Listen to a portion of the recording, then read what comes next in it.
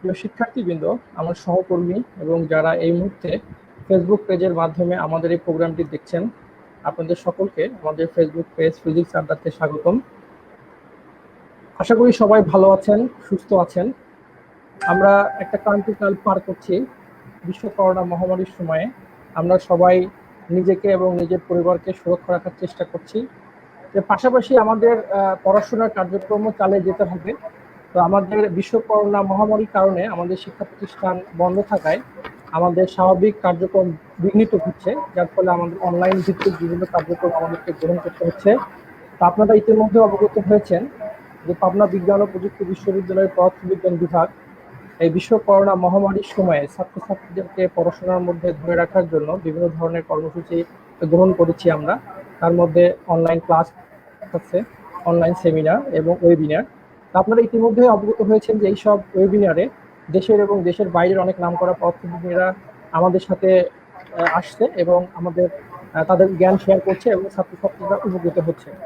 আশা করি আপনারা আমাদের সাথে ভালোভাবে আছেন এবং উপকৃত হচ্ছেন, এবং আপনাদের সহযোগিতায় আমরা 17টা ওয়েবিনার পার করেছি। আজকে আমাদের 18তম ওয়েবিনার। আপনাদের সবাইকে ধন্যবাদ আমাদেরকে সহযোগিতা করার জন্য। তো আপনারা ইতিমধ্যে জেনেছেন যে আমরা যে ওয়েবিনার গুলো করছি সেখানে আমাদের উদ্দেশ্য দুইটা, একটা হলো ছাত্রছাত্রীদেরকে পড়াশোনার ধরে রাখা, আর একটা হলো মৌলিক বিজ্ঞানের প্রতি ছাত্রছাত্রীদেরকে আকর্ষণ তৈরি করা। তো আজকে আমাদের যে 18তম ওয়েবিনার, এই ওয়েবিনারের যে আমাদের যে স্পিকার হিসেবে যিনি আছেন, তিনি আমাদের সবার জন্য আসলে ইন্সপিরেশন। তার আমরা যদি তার জীবনী দেখি বা তার সম্পর্কে আমরা জানি তাহলে আমাদের সবারই খুব ভালো লাগবে। এবং এমন একজন বিজ্ঞানীকে আমরা আজকে আমাদের ওয়েবিনারে পেয়েছি, আমরা সত্যিই কৃতজ্ঞ তার প্রতি। আমাদের আজকের যে ওয়েবিনারের যে স্পিকার, তিনি হলেন আমাদের সকলের প্রিয় ডক্টর মৈত্রী সাহা সরকার ম্যাডাম। ম্যাডাম আমাদের মাঝে ইতিমধ্যে সংযুক্ত হয়েছে। ম্যাডামকে আমি স্বাগতম জানাচ্ছি। ম্যাডাম, আপনাকে আমাদের ওয়েবিনারে স্বাগতম। শুভ বিকাল। এবং অনলাইনের মাধ্যমে বাংলাদেশ এবং আমাদের বিশ্ববিদ্যালয়ে স্বাগতম। আমি যতটুকু জেনেছি আপনার পূর্বপুরুষ বাংলাদেশ ওরিয়েন্টেড, সেই সূত্রে আমরাও আনন্দিত যে আপনাকে আমরা আমাদের মাঝে পেয়েছি আজকে বক্তা হিসেবে। তো আশা করি ছাত্রছাত্রীরা উপকৃত হবে। আমরা আপনি জেনেছেন যে আমরা যে ওয়েবিনার গুলো করছি সেই ওয়েবিনার গুলোতে আমরা প্রথমে যে করার চেষ্টা করি যে ছাত্রছাত্রী বা আমাদের যে ভিউয়ার তাদের সাথে আমাদের স্পিকারদের একটা পরিচয় করে দিই, যদিও আপনাকে অনেকেই চেনে। তারপরে স্পিকার তার বক্তব্য পেশ করার জন্য একটা টাইম পাবেন এবং শেষে আমরা একটা সময় রাখি, যে কেউ চাইলে অনলাইনের মাধ্যমে আমাদের সাথে সংযুক্ত হতে পারবে এবং পাশাপাশি ফেসবুক কমেন্টের মাধ্যমেও কোশ্চেন করে আমাদের সাথে সংযুক্ত হতে পারে। আপনি যদি অনুমতি দেন আমি শুরু করতে পারি ম্যাডাম। হ্যাঁ, অতি অবশ্যই। আপনারা ইতিমধ্যে জেনেছেন যে আজকে আমাদের যে ওয়েবিনার, সেই ওয়েবিনারের টাইটেলটা হলো studies in nuclear structure relevant two astrophysics. আমাদের অনেকেই আসলে অ্যাস্ট্রোফিজিক্স সম্পর্কে একটা জানার আগ্রহ সবারই থাকে। আমরা ইতিমধ্যে একটা দুটো ওয়েবিনার আমরা করেছি এই রিলেটেড। আজকে ম্যাডাম আমাদেরকে আরো বিস্তারিত এই বিষয়ে জানাবে। আমরা আশা করি আমাদের ছাত্রছাত্রী এবং যারা এই অনুষ্ঠানটি দেখছে তারা উপকৃত হবে। আমরা মূল প্রোগ্রামে যাওয়ার আগে ম্যাডাম সম্পর্কে একটু জেনে নেই সংক্ষিপ্ত আকারে। ডক্টর মৈত্রী সাহা সরকার ম্যাডাম এখন কর্মরত আছেন প্রফেসর হিসেবে নিউক্লিয়ার ফিজিক্স ডিভিশনে Saha institute of nuclear physics, Kolkata, ইন্ডিয়াতে। আমরা যদি তার একাডেমিক ব্যাকগ্রাউন্ড দেখি, সে তার বিএসসি ডিগ্রি সম্পন্ন করেছে প্রেসিডেন্সি কলেজ থেকে, ইন্ডিয়া থেকে, এবং মাস্টার্স কলকাতা বিশ্ববিদ্যালয় এবং পিএইচডি শাহ ইনস্টিটিউট থেকে। তারপরে সে তার শাহ ইনস্টিটিউট কর্মরত এবং সে গবেষণার পাশাপাশি সে বিভিন্ন ধরনের ছাত্রদেরকে বিভিন্ন গবেষণা কর্মসূচির মাধ্যমে সে তার শিক্ষকতা জীবনও কন্টিনিউ রেখেছেন। আমরা যদি তার রিসার্চ ইন্টারেস্ট আমরা যদি দেখি তাহলে দেখবো যে তার রিসার্চ ইন্টারেস্ট হলো nuclear structure, gamma ray, experimental nuclear physics, radiation detection, gamma spectroscopy, nuclear astrophysics এবং অ্যাক্সিলারেটর ফিজিক্স। আমরা যদি তার রিসার্চ গেট আইডি দেখি, ম্যাডামের রিসার্চ গেট আইডি দেখলে আমাদের সবারই খুব ভালো লাগবে যে ম্যাডামের সাইটেশন 1400-র উপরে। এবং আমরা আসলে সত্যি ম্যাডামের প্রতি কৃতজ্ঞ যে ম্যাডাম এত ব্যস্ত আমরা জানি, তারপরেও সে আমাদেরকে সময় দিয়েছে। গুগল স্কলার আইডি দেখলে তার পয়েন্ট হলো 38.17, যেটাও আসলে ঈশ্বরীয় এবং আমাদের সত্যি ভালো লাগার যে এত বড় একজন বিজ্ঞানী আজকে আমাদের সাথে এসেছে। ম্যাডামের অনেকগুলো বই আছে এবং বিভিন্ন দেশের সব নামকরা জার্নালে ম্যাডামের পাবলিকেশন আছে। তো ম্যাডামকে আজকে আমরা আমাদের মাঝে পেয়ে আমরা সত্যি কৃতজ্ঞ এবং ম্যাডামের প্রতি আমরা ধন্যবাদ জানাচ্ছি বিভাগের পক্ষ থেকে যে এত ব্যস্ততার মধ্যেও ম্যাডাম আমাদেরকে সময় দিয়েছে। তো ম্যাডাম আপনাকে আবার স্বাগতম আমাদের ওয়েবিনারে এবং আপনি চাইলে এখন শুরু করতে পারেন। ধন্যবাদ প্রীতম। আমার এত খারাপ লাগছে, এমন ভাবে আমাকে পরিচয় করালেন আমি প্রায় নিজেকেই চিনতে পারছি। তো আমি এত মহান কিছু লোক নই। না ম্যাডাম, যাই হোক, কিন্তু খুব ভালো লাগছে, মানে বিশেষ করে বাংলাদেশের এরকম একটা ইন্টারন্যাশনাল ওয়েবিনারে আমাকে যে নিমন্ত্রণ করা হয়েছে বলার জন্য, এটা আমার পক্ষে বিশাল সৌভাগ্যের ব্যাপার। আমি সত্যি খুব গর্বিত এবং সত্যি খুব আনন্দিত। তো আমার যে টকের যে টপিকটা, আমি চেষ্টা করবো অনেকটা বাংলায় বলতে, কিন্তু পুরোটা হয়তো বাংলায় বলতে পারবো না, কারণ আমাদের ট্রেনিং তো জানেনই পুরোটাই বিজ্ঞান বিষয়ক কাজগুলো সবই আমরা ইংরেজিতে করে থাকি। তার ফলে পরিভাষা সংক্রান্ত কিছু সমস্যা থাকে, তার ফলে অনেক কথাই হতে পারে যেটার জন্য আমাকে ইংরেজি ব্যবহার করতে হবে।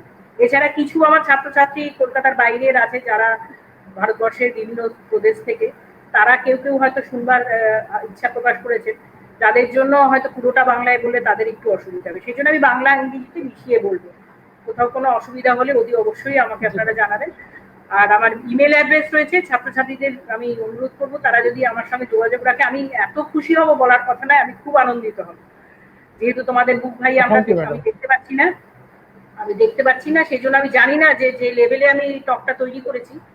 প্রথম দিকটা খুবই ছেলে মানুষই, কিন্তু আমার মনে হলো আমি যখন বিএসসি অনার্স করতাম তখন সত্যিকারে আমি একদমই প্রায় কিছু জানতাম না নিউক্লিয়ার ফিজিক্স। সেই জন্য আমি ধরে নিলাম যে যারা বিএসসি অনার্সের ছাত্রছাত্রীরা যারা শুনছো, যাদের জন্য আমি প্রাইমারি এই টকটা কথা ভেবেছি, তারা বুঝতে পারবে। এখন আমি জানি না, তারও যদি মনে হয় যে কি ম্যাডাম কি সব বলছেন, এগুলো তো সব আমরা জানি, তাহলে কি করে আমি বন্ধ করবো টক আমি জানি না, কারণ তোমাদের মুখ আমি দেখতে পাচ্ছি না। তা যাই হোক, তোমরা নিজের গুণ আমাকে ক্ষমা করে দিও। আমি শেষের দিকটা আমার কাজের যেটা একটুখানি মোর অ্যাডভান্স জিনিস দেখেছি, কিন্তু প্রথমে অনেকখানি আমি জাস্ট গল্প কথা বলবো। আমার টপিক হচ্ছে studies in nuclear structure relevant two astrophysics. Nuclear স্ট্রাকচারের একটা বিশাল নিউক্লিয়ার অ্যাস্ট্রোফিজিক্সে, মানে অ্যাস্ট্রোফিজিক্স মানে যে বিজ্ঞানে আমরা গ্রহ তারকাদের জন্ম বৃত্তান্ত, তাদের জীবন বৃত্তান্ত, তাদের মধ্যে যে বিভিন্ন রকম পদার্থের যে জন্ম হয়েছে, যেগুলো আমরা পৃথিবীতে চারপাশে দেখতে পাচ্ছি, সেগুলোর পুরো জীবনচর্যাটাকে ভালো করে বুঝতে পারার জন্য আমাদের নিউক্লিয়ার ফিজিক্সের একটা বিশাল ভূমিকা রয়েছে। সেখানে আমি এখানে যেটা বলতে চাইবো, আমি নিউক্লিয়ার স্ট্রাকচারের একটা যে অঙ্গাঙ্গী সম্পর্ক রয়েছে সেটাকে বোঝানোর চেষ্টা করব। যদিও আমি জানি না এত কম সময় এবং এত বিভিন্ন লেভেলের লোকজনদের সামনে কিভাবে পুরোটা উপস্থাপনা করবো এবং আপনারা কতটা তার থেকে কি বুঝতে পারবেন। যাই হোক, যা হবে অসুবিধা কিন্তু আমাকে সোজাসুজি জানাবেন, আমার খুব ভালো লাগবে। কোনো রকম বিরূপ সমালোচনা করেও মানে সংকোচ করবেন। তা আমার এখানে যেটা ভেবে আমি চিন্তা ভাবনা করেছি সেটা হচ্ছে যে আমি এইভাবে টকটাকে সাজিয়েছি। প্রথমে হচ্ছে যে কেন আমি, আচ্ছা আমি কি বিচ্ছিন্ন হয়ে গেলাম? না না, ঠিক আছে ম্যাডাম। আচ্ছা আচ্ছা আচ্ছা, আমি কেন নিউক্লিয়ার ফিজিক্স বা নিউক্লিয়ার সম্বন্ধে জানবো, তাদের সম্বন্ধে কিভাবে জানবো, আর নিউক্লিয়ার ফিজিক্স কোথায় কোথায় ইম্পর্টেন্ট, নিউক্লিয়ার ফিজিক্স এবং what is the relation between nuclear physics and nuclear astrophysics, and why we need to study more, আর কি কি সমস্যা, কি ওটা করতে গেলে অসুবিধাটা কি, এতদিন পর্যন্ত লোকে করেনি কেন, ফেলে রেখেছে কেন, বহুদিন ধরে তো নিউক্লিয়ার ফিজিক্সের চর্চা হচ্ছে, গ্রহ তারকাও লোকে বহুদিন ধরে দেখেছে, তাহলে এতদিন পর্যন্ত এত এত ওপেন প্রবলেম রয়ে গেছে কেন। তারপরে আমি যেটাতে আসবো সেটা হচ্ছে আমাদের গ্রুপ কি কি কাজ করেছে এই দিকে, তার কিছু এক্সপেরিমেন্টাল কাজ আমরা করেছি, থিওরিটিক্যাল কাজও আমরা করেছি, কিন্তু থিওরিটিক্যাল কাজ বেশি বলবো না, কারণ সেগুলো একটু বেশি কমপ্লিকেটেড, যেগুলো একটু বিষয়ের লোক ছাড়া বোঝা একটু শক্ত হবে। এবারে কাজের কথা আসা যাক, সেটা হচ্ছে যে কেন নিউক্লিয়ার ফিজিক্স পড়বে। এটা তোমরা সকলেই আমায় করতেই পারো, আর এর মধ্যে আরেকটা ভীষণ দরকারি কথা আছে যেটা লোকে ভাবতে জিজ্ঞেস করবার করলে আমি কোনো আপত্তি করবো না, এবং আমার মনে হয় খুব রেলেভেন্ট প্রশ্ন, সেটা হচ্ছে নিউক্লিয়ার ফিজিক্স পড়লে ভবিষ্যতে কি জীবিকার কোনো বিশেষ রাস্তা খুলে যাবে, যেটা অন্য কোনো বিষয় খুলে হবে না। তো নিউক্লিয়ার ফিজিক্সের সুবিধে যেটা হচ্ছে, যেটা ইন্টারেস্টিং জিনিস, যেটা একদম সমস্ত বস্তুর একেবারে ভেতরের কোরটুকু সম্বন্ধ হচ্ছে নিউক্লিয়ার ফিজিক্স বলে আমাদের। আর তার সঙ্গে হচ্ছে সবচেয়ে বড় ডাইমেনশনের যে গ্রহ তারা, সেই অত বড় বড় সূর্য এবং বিভিন্ন গ্রহের যে তাদের যে এনার্জি উৎস সেটাও কিন্তু নিউক্লিয়ার ফিজিক্স থেকে আসে, নিউক্লিয়ার রিয়াকশন থেকে আসে। মানে এই যে এত স্তর ডাইমেনশনের তফাতে দুটো জিনিসকে যোগাযোগ করছে নিউক্লিয়ার ফিজিক্স, সেটাই কিন্তু ভীষণ আশ্চর্যের জিনিস নিউক্লিয়ার ফিজিক্স। এর সঙ্গে নিউক্লিয়ার ফিজিক্সের একটা বিশাল প্রয়োগের জায়গা আছে, সেটা হচ্ছে বহুদিন ধরে নিউক্লিয়ার ফিজিক্স যবে থেকে রেডিও অ্যাক্টিভিটি আবিষ্কৃত হয়েছে, মাদাম কুরি করেছেন, এবং মাদাম কুরি আবিষ্কার করে নিজেই কিন্তু ক্যান্সারের চিকিৎসায় রেডিও অ্যাক্টিভিটি ব্যবহার করেছেন। এবং সেটাও একটা নিউক্লিয়ার ফিজিক্স একটা অসাধারণ দিক যে প্রায় শতাধিক বছর ধরে সে হচ্ছে মানুষের উপকারে বিভিন্ন রকম প্রয়োগমূলক দিকেও কিন্তু নিউক্লিয়ার ফিজিক্স তার অবদান রেখেছে। তার মধ্যে একটা হচ্ছে তোমরা সকলেই জানো, ফিশন রিয়াকশন করে যে রিয়াক্টর থেকে যে এনার্জি উৎপাদন করা হয়। এখন নতুন ভাবে লোকে চেষ্টা করছে ফিউশন রিয়াকশন থেকে যেভাবে তারাতে এনার্জি তৈরি করা হয় সেইরকম ভাবে পৃথিবীর উপরে কিছু করে এনার্জি আমরা বানাতে পারি, যেটা রিয়াক্টরের থেকে অনেক বেশি নিরাপদ এনার্জির উৎস হবে। এছাড়া চিকিৎসায় তো রেডিয়েশন, মেডিকেল ফিজিক্সের কথা কালকেই তোমরা শুনেছো। চিকিৎসাতে, ডায়াগনস্টিক্সে নিউক্লিয়ার ফিজিক্সের বিভিন্ন জায়গায় প্রয়োগ অসাধারণ রয়েছে। এবং একটা বিশাল দিক রয়েছে যেটা হচ্ছে নিউক্লিয়ার সিকিউরিটি। ন্যাশনাল সিকিউরিটিতে নিউক্লিয়ার রেডিয়েশন ডিটেক্টরস এবং মেথডস এর বিশাল প্রয়োগ আছে, যেটা এখনো আমাদের দেশেতে, ভারতবর্ষেও না, বাংলাদেশেও না, যতদূর আমি জানি খুব বেশি যে প্রয়োগ হচ্ছে তা নয়, কিন্তু এর কিন্তু একটা বিরাট সম্ভাবনাময় দিক আছে যেটা এখনো পুরোপুরি মাত্রায় হয়তো প্রয়োগ করা হয়নি। তাছাড়াও আমাদের বিআরসিতে যেমন ধরো সেরিলাইজেশন ইত্যাদি কাজে নিউক্লিয়ার রেডিয়েশনকে ব্যবহার করা হয়। সেই জন্য নিউক্লিয়ার ফিজিক্সের হচ্ছে যে একটা এক্সপেরিমেন্টের দিক আছে, যেটা হচ্ছে বিভিন্ন রকম অ্যাপ্লিকেশন হয় এনার্জি, মেডিকেল, স্ট্র্যাটেজিক ইত্যাদিতে। আর হচ্ছে থিওরিটিক্যাল পার্ট আছে, তাতে নিউক্লিয়ার ফিজিক্স, নিউক্লিয়ার স্ট্রাকচার সম্বন্ধে তো জানাই যায়, তার সঙ্গে হচ্ছে অ্যাস্ট্রোফিজিক্সে একটা বিশাল তার অবদান থাকছে। তাকে বোঝার জন্য অ্যাস্ট্রোফিজিক্যাল অবজেক্টস এবং তাদের ইভলিউশন বোঝানোর জন্য nuclear physics has a big role to play. So this is the same thing which I am talking so far. So we all know that there is a big good saying that we are all star-ash, because all the elements by which we are built are made in the stars. So we are all made of stardust. So we have to read nuclear physics. We have to understand how we have evolved over ages. And then the application side, there is energy generation, we know, and I think Professor Shelley has spoken on Saturday. And this nuclear fission for energy generation is not only of dangerous, it is a very clean and greenhouse gas free source of energy. And একটা জিনিস তোমরা সকলে একটু নজর করে দেখলে খেয়াল করবে যে নিউক্লিয়ার এক্সপেরিমেন্ট এবং নিউক্লিয়ার রিঅ্যাক্টরের জায়গায় কিন্তু একমাত্র জায়গা যেখানে কিন্তু একটা স্ট্র্যাটেজিক অথরিটি আছে। প্রত্যেক দেশে একটা স্ট্র্যাটেজিক অথরিটি আছে যারা কিন্তু এই নিরাপত্তা, তার সুরক্ষা নিয়ে অসম্ভব যত্নশীল, এবং প্রত্যেকটা জিনিস করার জন্য কিন্তু প্রচুর নিয়ম কানুন মেনে আমাদের কাজ করতে হয়, যেটা কিন্তু অনেক কেমিক্যাল ল্যাবে বা অনেক বায়োফিজিক্সের ল্যাবে, যেখানে কিন্তু সত্যিকারে এর চেয়েও ডেঞ্জারাস অনেক কিছু নিয়ে আমরা হ্যান্ডেল করি, কিন্তু যেহেতু কোনো স্ট্র্যাটেজিক অথরিটি নেই না, মানে ওরকম কোনো উপরওয়ালা নেই যারা অত কন্টিনিউয়াসলি মনিটর করেন যে এরা ঠিকঠাক করছে তো, কোনোভাবে এনভায়রনমেন্টকে কলুষিত করছে না তো, সেই জিনিসটা কিন্তু সবসময় মানা হয়। তার ফলে যেমন ধরো থার্মাল পাওয়ার স্টেশন, তুমি যখন কয়লা পুড়িয়ে হাওয়াতে ধোঁয়াটা ছাড়ছো, ওই অ্যাশগুলো চতুর্দিকে ছড়াচ্ছে, ছাইগুলো, তার মধ্যে রেডিও অ্যাক্টিভিটিও ছড়াচ্ছে। তার উপরে ওই ছাই যখন আশপাশের লোকের শ্বাস প্রশ্বাসের সঙ্গে ঢুকছে, আশপাশের লোকের প্রচুর অসুস্থতা হচ্ছে, কিন্তু তার জন্য তদারকির জন্য কিন্তু সেই রকম কোনো বিশাল কোনো ব্যবস্থা নেই। কিন্তু নিউক্লিয়ার এভিয়েশনে লোকের একটা অসম্ভব ভয় আছে। অনেকগুলো অ্যাক্সিডেন্ট হয়েছে, বেশ কিছু অ্যাক্সিডেন্ট হয়েছে যেগুলো কিন্তু খালি অ্যাক্সিডেন্টের নেগেটিভ খবরগুলো জানা আছে, কিন্তু প্রচুর জিনিস কিন্তু নিউক্লিয়ার ল্যাবে অত্যন্ত সতর্কতার সঙ্গে আমরা মেনেছি। তার ফলে এখানে কিন্তু বিপদের আশঙ্কা প্রায় কিছু নেই বলতে। এরপরে হচ্ছে মেডিকেল ফিজিক্সে কালকেও তোমরা শুনেছো, খুবই ভালো টক কালকে শুনেছো তোমরা, যাতে হচ্ছে যে ক্যান্সার থেরাপিতে, তার চিকিৎসার ডায়াগনস্টিক্সে নিউক্লিয়ার রেডিয়েশনের বিশাল ভূমিকা আছে। এছাড়া রেডিও কার্বন ডেটিং তোমরা জানো, যেটাতে হচ্ছে যে পুরোনো জিনিসের মিউজিওলজি বা ইত্যাদিতে, তোমরা জানো কিনা জানি না, লুভরে মিউজিয়ামের নিচে একটা অ্যাক্সিলারেটর আছে, সেটা ওরা হচ্ছে এই ধরনের রেডিও কার্বন ডেটিং করার জন্য, যাতে যেসব জিনিস মিউজিয়ামে আসে তার সঠিক বয়স নির্ধারণ করার জন্য কিন্তু নিউক্লিওফিজিক্স এটা অসম্ভব ভূমিকা আছে। এলিমেন্টাল অ্যানালিসিসে forensics, biology, archaeology and earlier in smoke detectors people used to use alpha sources. Currently alpha sources are no longer used, but there are many places where people use alpha source as a constant power batteries. এমন জায়গায় যেখানে তোমার রোজ রোজ battery change করা যাবে না, যেমন space শিপে, যেমন ওই সেটি কালকেই উনি বলছিলেন যে কিছু নিউক্লিয়ার সাবমেরিন আছে যেখানে কিন্তু এনার্জির উৎস হিসেবে আলফা সোর্স ব্যবহার করা হয়। আর যেটা বলছিলাম কেরিয়ার অপরচুনিটির কথা, রিসার্চ, টিচিং, একাডেমিক্স, এটা তো সবাই জানে। মেডিকেল ফিজিক্স তোমরা শুনছোই, রেডিওগ্রাফার আছে, রেডিয়েশন প্রোটেকশনের কাজ আছে, এনভায়রনমেন্টাল প্রোটেকশনের এই ধরনের লোক নেওয়া হয়, ডোসিমেট্রিস্ট, মেডিকেল ইনস্ট্রুমেন্টেশনে কোম্পানিতে নেওয়া হয়, এবং সিকিউরিটিতে আমি জানি না এখনো কতটা চাকরির সুযোগ সুবিধা হয়েছে, কিন্তু আমার ধারণা আজ না হলে অতি শীঘ্রই এ ধরনের জিনিসের প্রয়োগ বাড়বে, সব দেশেই বাড়বে। এবারে আমি খুব ছোট করে একদম নিউক্লিওফিজিক্স বেসিক কথা কিছু বলবো, এগুলো সকলেরই হয়তো জানা, তবুও আমার মনে হয় নিউক্লিয়ার অ্যাস্ট্রোফিজিক্স বলতে গেলে এই যে বাইন্ডিং এনার্জি, কিউ ভ্যালু, এই কথাগুলো একটুখানি আমাদের ব্রাশ আপ করে নেওয়া ভালো।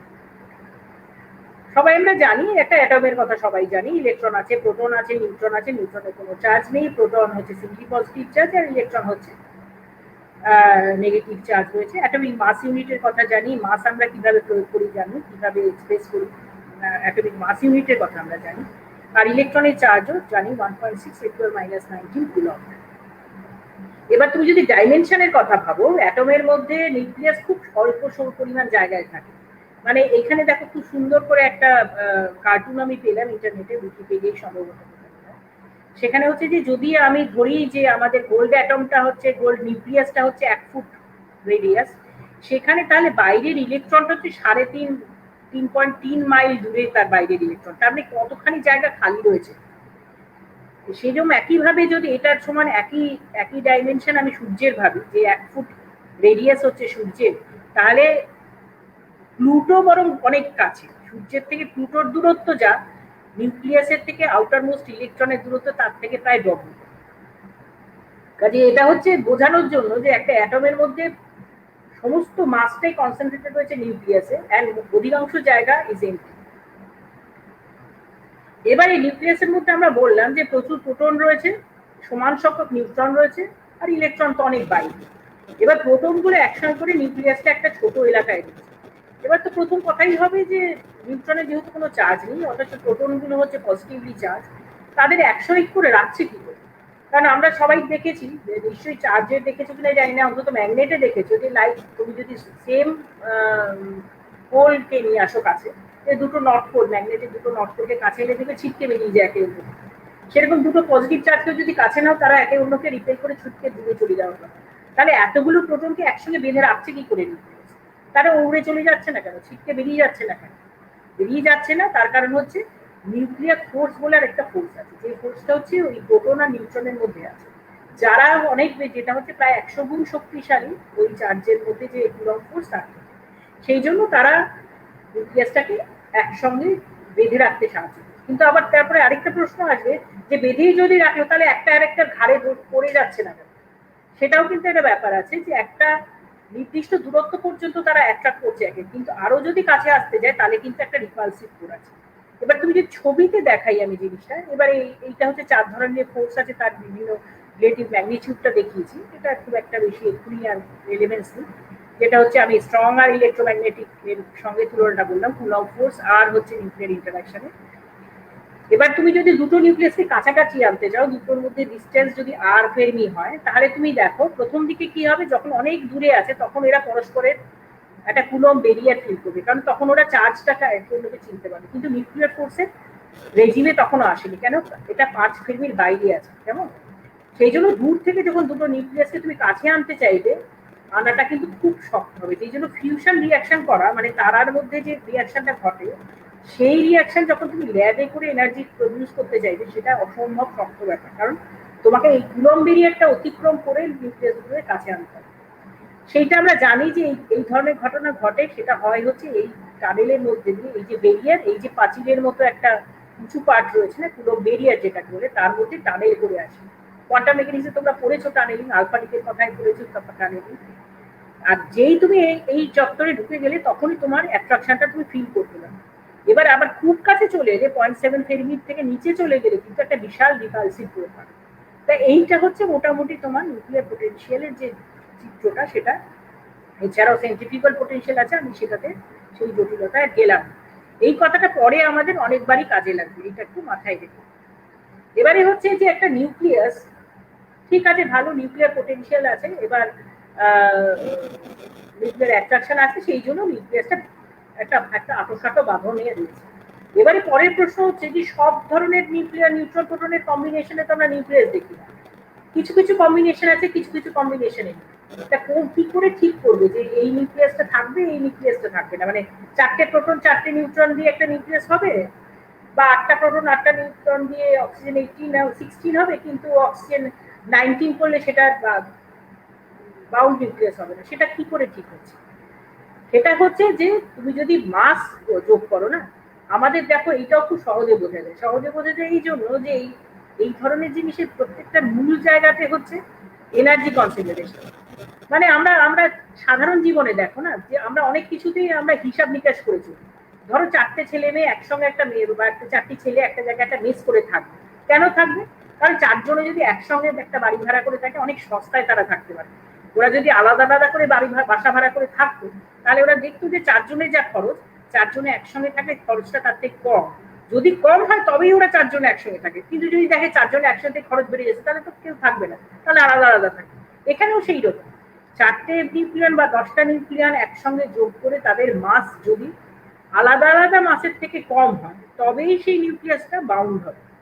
কি জিনিস বলেছে? বলেছে total mass of the bound nucleus is less than the combined mass. মানে আলাদা আলাদা করে নিউক্লিয়ন গুলো ধরলে যদি তার মাস যোগ করি, আর সেটা যখন ধরো 8টা নিউট্রন 8টা প্রোটন, তাদের মাস আলাদা করে যোগ করলাম, করার পরে অক্সিজেন 16 এর যে মাস সেটার সঙ্গে বিয়োগ করলাম, যদি দেখি যে অক্সিজেন 16 এর মাস এই যে 16টা নিউক্লিয়ারের আলাদা আলাদা মাসের থেকে কম, তবেই অক্সিজেন 16 বাউন্ড হয়। এই যে এক্সট্রা, এই যে ডিফারেন্সটা, সেই ডিফারেন্সটাকেই বলা হয় বাইন্ডিং এনার্জি। তুমি এটাকে এভাবে ভাবতে পারো যে ওই অক্সিজেন 6কে যদি তুমি ভাঙতে যাও, তাহলে তোমাকে ওই পরিমাণে এনার্জি দিতে হবে। ওই এনার্জিটা দিলেই that oxygen 16 will break apart into 16 nucleons. To give an example, let us check the numbers for deuteron. Deuteron এ কি আছে? একটা নিউট্রন একটা প্রোটন, তাই দিয়ে হচ্ছে হাইড্রোজেন 2। এবারে তুমি কি করবে? তার মানে নিউট্রনের একটা মাস, প্রোটনের একটা মাস, দুটোকে যোগ করলাম। দুটো যোগ করে আমি দেখছি এইটা হচ্ছে নাম্বার, অথচ ডয়টনের মাসটা হচ্ছে 2.141, অথচ আমি যোগ করে দেখেছি এই দুটো আলাদা করে যোগ করার পর 2.16016। তা এর মধ্যে কি হলো? তাহলে দুটো আলাদা করে যোগ করার ফলে যে মাসটা হলো সেটা কিন্তু ডয়টনের মাসের থেকে বড়। তাহলে সেই জন্যই ডয়টরেন স্টেবল, এবং স্টেবল হওয়ার ফলে এটা এই ডিফারেন্সটাকে তুমি যদি দেখো, সেটা হচ্ছে পার নিউক্লিয়ন ওর মাসটা হচ্ছে 1.11 MeV পার নিউক্লিয়ন, ও হচ্ছে এক্সট্রা মাস, এক্সট্রা এনার্জি ও পাচ্ছে। এইভাবেই নিউক্লিয়াসের স্টেবিলিটি করা হয়, এবং নিউক্লিয়াসের মাসও মেজারমেন্ট করা হয় হচ্ছে মাস স্পেকট্রোমিটার দিয়ে। এবং এটা হচ্ছে ওয়ান অফ দ্য নিউক্লিয়ার ফিজিক্সের একটা ইন্টারেস্টিং জিনিস হচ্ছে nuclear physics has gone hand in hand with experiments. মানে as and when experimental data has come, it has gone, many cases people have got the empirical data, experimental data, and then they have come up with the interpretations with strong theoretical data, and in some cases theoretical predictions has given rise to new experimental findings. So the first experimental data which came for the nuclei, and still now which is the most precise data available for the nuclei, are their masses. And these mass measurements are done by mass spectrometers, and there are several other methods. One of the standard and oldest method is by mass spectrometer, where you ionize the atoms, ionize the nuclei, ion source is there, and then you just use electric and magnetic fields, and then see their deviations, and from there you can get the masses. And after you get the masses, এই ছবিটা তোমরা সকলেই দেখেছো যে binding energy পার নিউক্লিয়নকে তুমি যদি মাস নাম্বারের সঙ্গে প্লট করো, এই প্লটটা কিন্তু খুব চেনা প্লট, যে কোনো বিএসসি বইতেই অতি অবশ্যই তোমরা করেছো, ইভেন আজকাল বোধহয় হায়ার সেকেন্ডারিতেও লোকে পড়ে বা মাধ্যমিকেও ওটাতে দেয়। তা সেইখানে কি বলে? সেখানে বলে যে এটা হচ্ছে পার নিউক্লিয়ন যে মাস, তাতে মাস নাম্বারের সাথে প্লট করলে কি দেখা যায়, নিচের দিকে দেখো হাইড্রোজেন বা ডয়টনের ক্ষেত্রে এই যে আমি একটু আগে বার করলাম 1.11, সেই পয়েন্টটা এইখানে দেখো। তারপরে দেখো হিলিয়াম 4 চট করে লাভ দিয়ে চলে গেছে 7 এমএবি, তারপরে লিথিয়াম 6 এ কম, এরকম করে তারপরে পরের দিকটাতে দেখো অলমোস্ট 8 এমএবি। তুমি যদি অ্যাভারেজটা দেখো মোটামুটি দেখবে যে 8 এমএবির কাছে পার অ্যাভারেজ বাইন্ডিং এনার্জি। আর এখানে একটা তুমি খুব যত্ন করে দেখলে দেখা যাবে যে আয়রনের কাছে 56 বা 60-র কাছে এখানে একটা পিক গোছের আছে, এখানে হচ্ছে ম্যাক্সিমাম, এর চেয়ে বেশি ভ্যালু কোনোটাই নেই। আর যখন 40 বা এই চত্বরটাতে অনেকটা ফ্ল্যাট রয়েছে, অনেক হেভি মাসে গেলে এটা ক্রমশ নিচের দিকে নেমে গেছে, নিচের দিকটা, আর খুব লাইট মাসেও এটা অনেক কম। এইটা হচ্ছে এই জিনিসটাতে কি বোঝা যায়, এই জিনিসটাতে বোঝা যায় বাইন্ডিং এনার্জি পার নিউক্লিয়ন যদি অ্যাভারেজে 8 এমএবি হয়, তার মানে তোমার এইখানে দেখো 23টা নিউক্লিয়ন হলো 8 এমএবি, আর তোমার 197 গোল্ড হলেও 8 এমএবি। তার মানে কি ওর চারপাশে 23টা আছে কি 197টা আছে একটা নিউক্লিয়নের আসছে যাচ্ছে, তবে নিশ্চয়ই ও খালি আশপাশের কয়েকটা নিউক্লিয়নের সঙ্গে ইন্টারঅ্যাক্ট করতে পারে, মানে একটা নিউক্লিয়ন নিশ্চয়ই 197টার সঙ্গে সবার সঙ্গে ইন্টারঅ্যাক্ট করছে না, তাহলে তো বুঝতে পারতো যে এটা আমি 23টার সঙ্গে করছি আর আমি 197টার সঙ্গে, ও তফাৎটা বুঝছে না। তার মানে কি নিউক্লিয়ার ফোর্সের একটা স্যাচুরেশন আছে, মানে ও একমাত্র খুব শর্ট রেঞ্জ ফোর্স এবং আশপাশের কয়েকটা মাত্র নিউক্লিয়নের সঙ্গে ইন্টারঅ্যাক্ট করতে পারে, তারপরে যতই বেশি অ্যাড করে ওর কিছু আসে যায়। এই ছবি, এই সাধারণ একটা ছবি থেকে এতগুলো কথা আমরা বুঝতে পারলাম, কিন্তু এরপরে আরো অনেক কথা এখান থেকে আমরা বুঝতে পারবো। কিরকম? যেমন রেডিও অ্যাক্টিভিটি, মানে আমরা জানি যে নিউক্লিয়াস, সব নিউক্লিয়াস কিন্তু স্টেবল না, মানে তাদের রেখে দিলে সেটা কিন্তু সেই নিউক্লিয়াসে থাকবে না, সেটা নিজে নিজে অন্য নিউক্লিয়াস হয়েছে।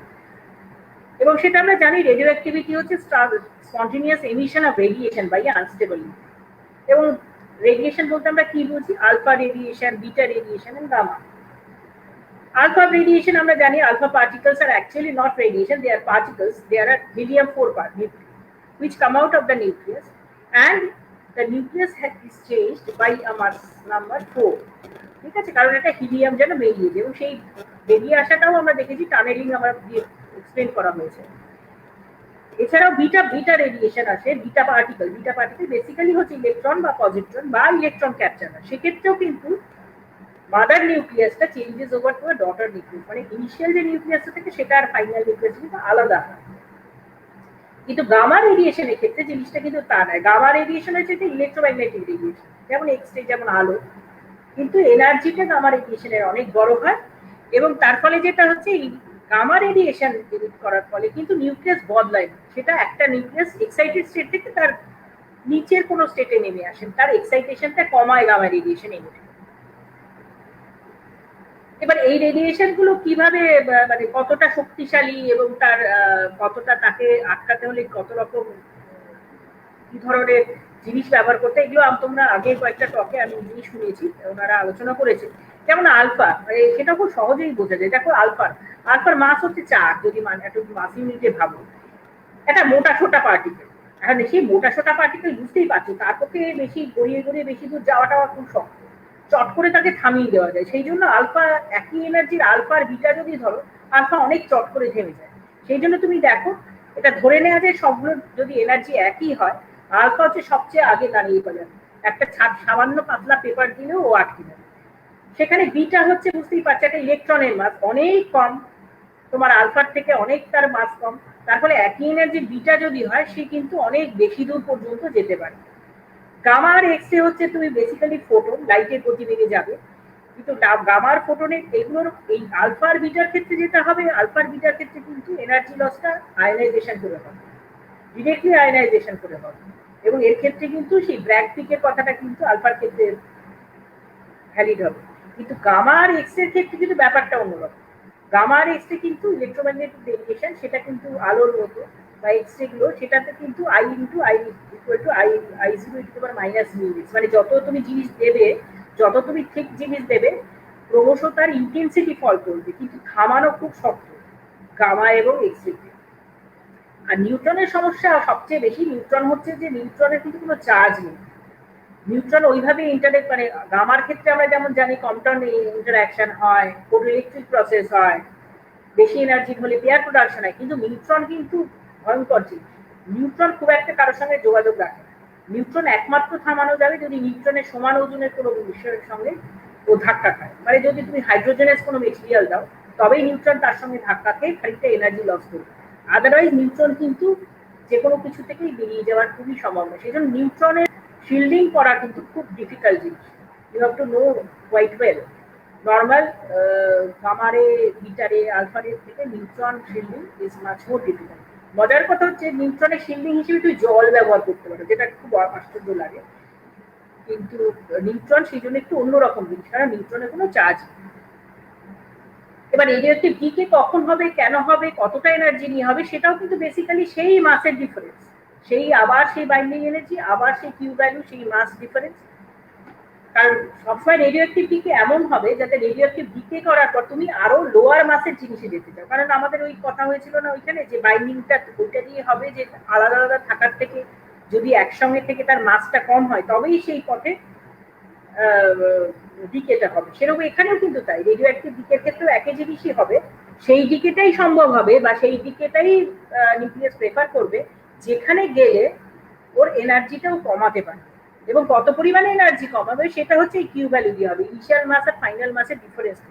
এটা পজিটিভ যদি হয় তাহলে যে উইদাউট এনি এফোর্ট নিজে নিজেই বেরিয়ে যাবে, আর যদি নেগেটিভ হয় তাহলে তোকে বাইরে থেকে এনার্জি দিতে হবে, এক্সোথার্মিক আর এন্ডোথার্মিক রিঅ্যাকশন আছে। আমরা beta minus decay, beta plus decay, electron capture এগুলো সব জানি, এগুলো তো নতুন করে আমার কিছু বলার নেই, সেই একই ঘটনা এখানে ঘটছে দেখতেই পাচ্ছ। এবং নিউট্রিনো, অ্যান্টি নিউট্রিনো এগুলো নির্গত হয়। এবার তোমাকে একটা সুন্দর জিনিস দেখায়, এটা তোমরা যে কোনো কেউ বাড়িতে বসে করতে পারবে। দেখো নিচে আমি একটা একটা দিয়েছি, একটা ওয়েবসাইটের অ্যাড্রেস দিয়ে দিয়েছি, এইখানে কিন্তু সমস্ত অ্যাটমিক বা নিউক্লিয়ার মাসের সমস্ত টেবিল পাবে। তোমরা যদি কাউকে উৎসাহী হও তোমরা নিজের একবার প্লট করে দেখতে পারো। এটা কিন্তু আমি এক্সপেরিমেন্টাল ডেটা প্লট করেছি। কি প্লট করেছি, ধরো আমরা সবাই 137 সিজিএম সোর্সের কথা তো বলি, আমরা নিজেরা কাজও করেছি, হয়তো তোমরা হয়তো ল্যাবে কাজ করেছো 137 সিজিএম দিয়ে। আমরা জানি যে 137 সিজিএম আর 661 কেভি গামা এমিট করে, 30 বছর তার হাফ লাইফ। এবার 137 সিজিএম নিউক্লিয়াসটা যে বিটা মাইনাস ডিকে করে কি বিটা প্লাস ডিকে করে, আর আদৌ ডিকে করে কেন সেটা আমি বুঝবো কি। আমি করেছি কি, আমি এইখানে থেকে মাস 137-এর যত মাস পেয়েছি সেগুলো আমি প্লট করেছি। মানে কি, মানে এ ইকুয়াল টু 137 হলে নিউট্রন আর প্রোটনের বিভিন্ন কম্বিনেশনে এ ইকুয়াল টু 137 হতে পারে। মানে neutron equal to 100, proton equal to 37, neutron equal to 56, 137 minus 56 হচ্ছে নিউট্রন সংখ্যা। এইরকম করে বিভিন্ন রকম অপশানে তুমি করতে পারো নিউট্রন প্রোটনের সংখ্যা। তার মধ্যে যেগুলোর এক্সপেরিমেন্টাল ডেটা আছে আমি সেগুলোর মাস প্লট করেছি, এবং মাসগুলো প্লট করাতে তুমি দেখো ছবিটা একটা প্যারাবোলার মতো দেখতে, ভারী সুন্দর একটা প্যারাবোলা। এটা কিন্তু এক্সপেরিমেন্টাল ডেটা মাথায় রেখো, এটা কিন্তু আমি হাতে করে বানাইনি, এটা একটা প্যারাবোলা হয়েছে, এটা কিন্তু এক্সপেরিমেন্টাল ডেটা প্লট করে হয়েছে। এবং এর এরার গুলো এত ছোট যে এই বড় বড় ব্লবের মধ্যে এরার বার গুলো ঢুকে গেছে, কাজে এটা মেজার ডেটা হলেও এর এরার বার কিন্তু খুবই সামান্য। এটাতে তুমি দেখতে পাচ্ছ এই প্যারাবোলার ভার্টেক্স হচ্ছে বেরিয়াম। তার মানে কি, এই 137 অ্যাটমিক নাম্বার, যে অ্যাটমিক মাস নাম্বার, যেটা মাস নাম্বার, যেটা অ্যাটমিক নাম্বার না, মাস নাম্বার 137-এ সবচেয়ে কম মাসের জিনিস হচ্ছে, কারণ এটা হচ্ছে মাস নাম্বার, এটা হচ্ছে মাস, সবচেয়ে কম মাস হচ্ছে বেরিয়াম 137। বুঝতে পেরেছো? তার মানে হচ্ছে এই যে কম্বিনেশন এ ইকুয়াল টু 137 এর জন্য 56টা প্রোটন এবং বাকিটা নিউট্রন দিলে সবচেয়ে স্টেবল নিউক্লিয়াস তুমি বানাতে পারবে। তা যেহেতু এটা ভার্টেক্সে রয়েছে তার মানে এটারই সবচেয়ে কম মাস, তার মানে এই পাশের যদি সিজিয়াম হয় 137 সিজিয়াম, সে কি করবে, সে চাইবে এখানে নেমে আসতে, তো এখানে নামবে কি করে, তার মানে ওর 55 ছিল যে ও একটা প্রোটন বাড়াতে চাইবে, তা একটা প্রোটন বাড়াবে কি করে, একটা বিটা মাইনাস এমিট করে দেবে, তাহলে ওর প্রোটন একটা বেড়ে যাবে। বা এইদিকে যদি 137 ল্যান্থানামের দিকে দেখাও, ও করবে কি, ও চাইবে এই পাশে চলে আসতে, বাঁ দিকে আসবে, তার মানে 57 থেকে ওর জেড কমিয়ে একটা কমাতে চাইবে, তাহলে ও একটা পজিট্রন এমিট করবে। তো এইভাবে তুমি বুঝতে পারবে যে কিভাবে ডিকেটা হয়। এটা কিন্তু পুরোপুরি এক্সপেরিমেন্টাল ডেটা থেকে, তোমার কাছে যদি কেউ নাও বলে দেয় যে 137 সিজিএম রেডিও অ্যাক্টিভ, তুমি কিন্তু প্লট করেই তাকে বলে দিতে পারবে যে দেখুন রেডিও অ্যাক্টিভ 137 সিজিএম কিন্তু রেডিও অ্যাক্টিভ। সেরকম এটা হচ্ছে তুমি একটা কি হলো, এটা একটা অড মাসের ক্ষেত্রে। কিন্তু যদি ইভেন মাস নাও ব্যাপারটা আরো মজাদার হয়ে ওঠে। যদি ইভেন মাস নাও তাহলে কি হতে পারে, ইভেন মাস হলে কিন্তু নিউট্রন প্রোটন হয় দুটোই ইভেন হতে পারে, বা একটা ইভেন দুটোই অড হতে পারে, তবেই যোগ করে ইভেন নাম্বার হবে। এইখানে দেখো আমি একটা লাল রঙের প্লটে গেছি, একটা কালো রঙের প্লটে গেছি। এই কালো রঙের প্লটটা হচ্ছে যেখানে নিউট্রন আর প্রোটন দুটোর সংখ্যাই ইভেন, তুমি যে বুঝতে পারছো এটা 62, তার মানে 152 মাইনাস 62 হচ্ছে এটা। আর এই লাল রঙেরটা হচ্ছে দুটোই অড। এবারেও দেখো এইখানে দুটো, তার ফলে দুটো প্যারাবোলা হচ্ছে, ওপরেরটা হচ্ছে অড অডের প্যারাবোলা, নিচেরটা হচ্ছে ইভেন ইভেনের প্যারাবোলা।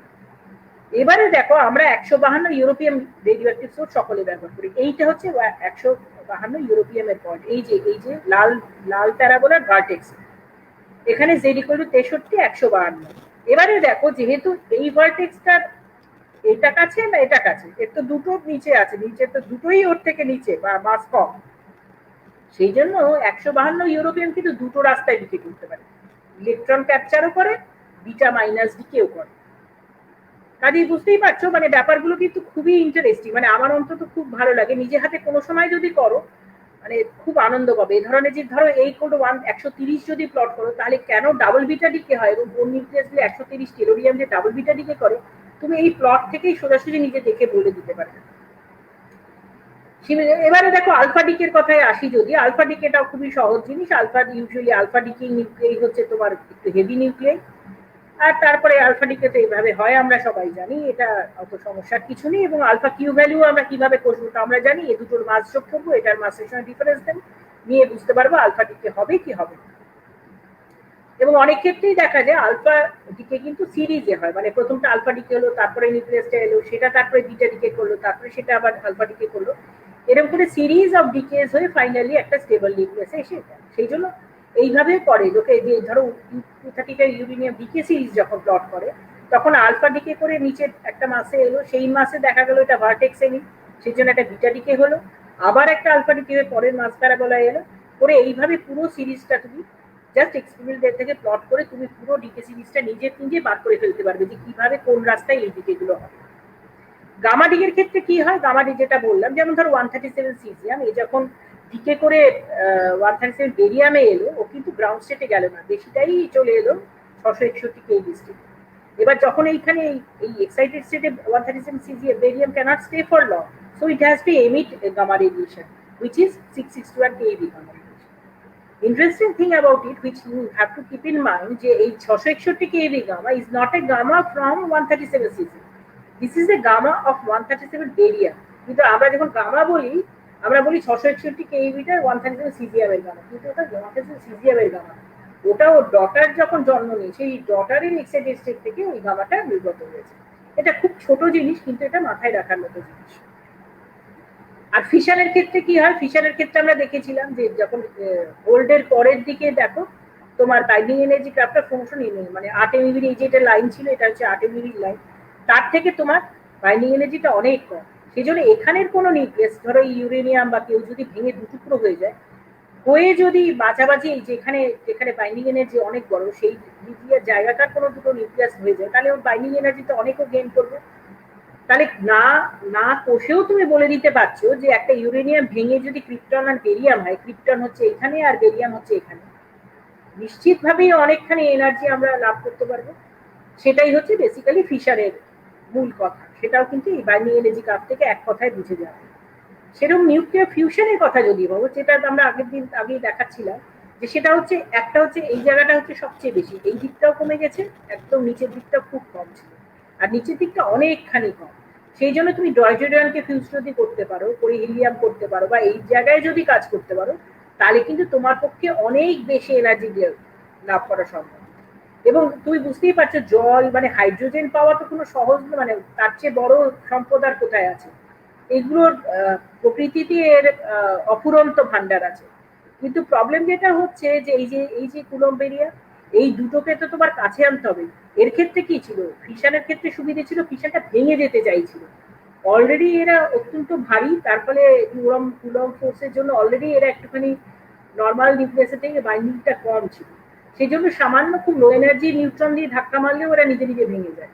কিন্তু অনেকে নিজেই স্পন্টেনিয়াসলি ফিশনও করে যায়, কিন্তু এদের ক্ষেত্রে কিন্তু তা না, এরা কিন্তু অতটা ওইভাবে আনস্টেবল নয়, সেই জন্য তার ফলে বাইন্ডিং কম, কিন্তু ওর উপরে যে কোনো কিছু দিয়ে ধাক্কা মারলে তারা ভেঙে যাওয়ার বাদনা নয়। কিন্তু আমি তো ভাঙতে চাইছি না, আমি তো জুড়তে চাইছি, তার মানে দুটোকে আমার কাছে নিয়ে আসতে হবে। এবার কাছে আনতে গেলে এই কুলম্বেরিয়ার বাধা দেবে, সেই জন্য যেটা সমস্যা হচ্ছে যে এইগুলোকে খুব কাছে এনে এনার্জি জেনারেশন করানো কিন্তু খুবই শক্ত। তুমি যতটা কাছে আনতে যে পরিমাণ শক্তি খরচ করবে, তুমি যদি যতটা শক্তি উৎপন্ন করবে তার থেকে যদি অনেক বেশি না হয়, তোমার একটু লাভজনক হবে না। সেই জন্য পৃথিবীতে প্রচুর রিসার্চ হচ্ছে। আইটার বলে একটা বিশাল বড় ফেসিলিটি সারা ইন্টারন্যাশনাল লোকে কোলাবরেট করে করছে কাদারাসে, ফ্রান্সে। কিন্তু আমার মনে হয় আমরা এক্ষুনি না দেখলেও তোমরা ডেফিনেটলি দেখে যাবে যে ফিউশন পদ্ধতিতে এনার্জি জেনারেশন হচ্ছে। এবং এবং এই যে ছবিটা, এই যে একসঙ্গে ফিউজ করাটা, যেটা খুব শক্ত, কুলম্বিয়ার ক্রস করে টানেল করে এসে কাছাকাছি এসে ফিউজ করতে হয়, সেটাই কিন্তু এই যে আমাদের গ্রহ তারাটা, মানে এই যে আমাদের সূর্য এতদিন ধরে আমাদের এনার্জি দিয়ে যাচ্ছে এবং আরো বহুদিন ওর জন্মের আরো বহুদিন পর্যন্ত ও এনার্জি বিতরণ করতে পারবে, তার কারণ হচ্ছে এই ক্রস সেকশন এত ছোট, এত কম প্রবাবিলিটি দুটোর ফিউজ হওয়ার, এত কম সম্ভাবনা, যার ফলে খুব এটা যেন তুবড়ির মতো হুশ করে জ্বলে যায় না, এটা খুব ধিকি ধিকি করে জ্বলছে। কিন্তু যেহেতু ওটার ভলিউম অনেক বেশি না, প্রচুর পরিমাণে মেটেরিয়াল আছে একটা সূর্য বা একটা গ্রহ বা একটা তারার মধ্যে, তার ফলে এই শক্তির উৎসটা কিন্তু অসম্ভব বেশি পরিমাণে শক্তি উৎপন্ন করতে পারে। যদিও একটা ইন্ডিভিজুয়াল পেয়ারকে তুমি যদি দেখো, সেইখান থেকে কিন্তু সেটাকে কিন্তু ফিউজ করার চান্স খুব কম। এবার ল্যাবরেটরিতে এই কাজগুলো করার সমস্যাটা এখানে।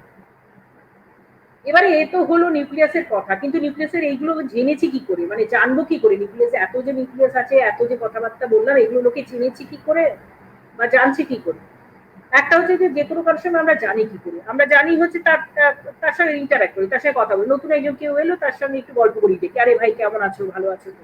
এবারে শুধু গল্প করলে সবসময় কিন্তু বোঝা যায় না। এমনি ভালো করে মিষ্টি করে কথা বললাম, সে মিষ্টি করে উঠবে। সবচেয়ে ভালো বোঝা যায় কি, তখন যদি কোনো একটা কারণ ঘটে, যখন লোকে রেগে যাচ্ছে, মানে এমন একটা সিচুয়েশন যখন সবাই খুব চটে চটে যাচ্ছে, সেই সময় সেই মানুষটাকে দেখো সে কি ঠান্ডা মাথায় ব্যাপারটাকে হ্যান্ডেল করছে না রেগে যাচ্ছে। বা ধরো খুব আনন্দের একটা অকেশন, সে কি গোমরা হয়ে বসে থাকছে না খুব হাসাহাসি করছে। মানে কি, শুধু সাধারণ অবস্থায় তোমরা মানুষটাকে দেখো না, মানুষটাকে কিন্তু তোমরা চেষ্টা করো বিভিন্ন এক্সট্রিম কন্ডিশনে দেখতে। তাকে উত্তেজিত হলে সে কিরকম রিয়াক্ট করে, তাহলেই কিন্তু আমরা বলি যে সেই লোকটাকে ঠিক মতো চিনতে পেরেছি। সেরকম নিউক্লিয়াসের সঙ্গে সেরকম একটা কিছু ইন্টারাকশন করা দরকার, না হলে চিনবো কি করে, জানবো কি করে? তা কি করে জানবো, কি করে তাকে উত্তেজিত করবো? একটা হচ্ছে যে যেগুলো স্পন্টেনিয়াসলি রেডিও অ্যাক্টিভ, সেগুলো তো ভালো, সেগুলো তো বললাম, সেগুলো তো আলফা এমিট করছে, বিটা এমিট করছে, গামা এমিট করছে, সেখান থেকে খানিক খবর আমরা পেতে পারি। আর না, কিন্তু সবাই তো রেডিও অ্যাক্টিভ না, অনেক নিউক্লিয়ার আছে যেগুলো স্টেবল, সেগুলো সম্বন্ধে জানবো কি করে? তাদের এক্সাইট করতে হবে, তার মানে তাদের কিছু এনার্জি তাদের সুশুরি দিতে হবে বা তাদের কিছুভাবে উত্তেজিত করতে হবে। কিন্তু কি করে উত্তেজিত করবো এবং উত্তেজিত করে দেখতে হবে যে তাদের রিয়াকশনটা কি। এবার উত্তেজিত করার পদ্ধতি হচ্ছে তুমি একটা এনার্জেটিক পার্টিকে অ্যাক্সিলারেটর ব্যবহার করো। অ্যাক্সিলারেটর মানে হচ্ছে তুমি একটা আয়নাইজ পার্টিকেলকে you just let it run through potential difference, বা বিভিন্ন রকম পদ্ধতি করতে পারো যেটাতে তাকে একটা ইউজ কাইনেটিক এনার্জি তাকে দিই, সেই কাইনেটিক এনার্জি জিনিসটা এসে তোমার নিউক্লিয়াসটাতে ধাক্কা মারো, এমন ভাবে ধাক্কা মারো যাতে কুলম্বিয়ার ক্রস করে সে নিউক্লিয়াসের ভেতরে রিঅ্যাক্টরটি ফিল্ডে ঢুকে দিতে পারে। দিলে তারপরে তুমি তাকে নতুন নিউক্লিয়াস তৈরি করতে পারবে বা তাকে বিভিন্নভাবে এক্সাইট করতে পারবে। বিভিন্ন রকম অ্যাক্সিলারেটর বিভিন্ন ভাবে রিঅ্যাকশন করে নিউক্লিয়াস সম্বন্ধে জানে। তার ফলে সারা পৃথিবীতে নিউক্লিয়ার ফিজিক্স করতে গেলে অ্যাক্সিলারেটর অলমোস্ট এসেনশিয়াল। 30,000 অ্যাক্সিলারেটর রয়েছে এবং অ্যাক্সিলারেটর এখন কিন্তু শুধু নিউক্লিয়ার ফিজিক্সে না, বহু কাজে অ্যাক্সিলারেটর ব্যবহার হয়।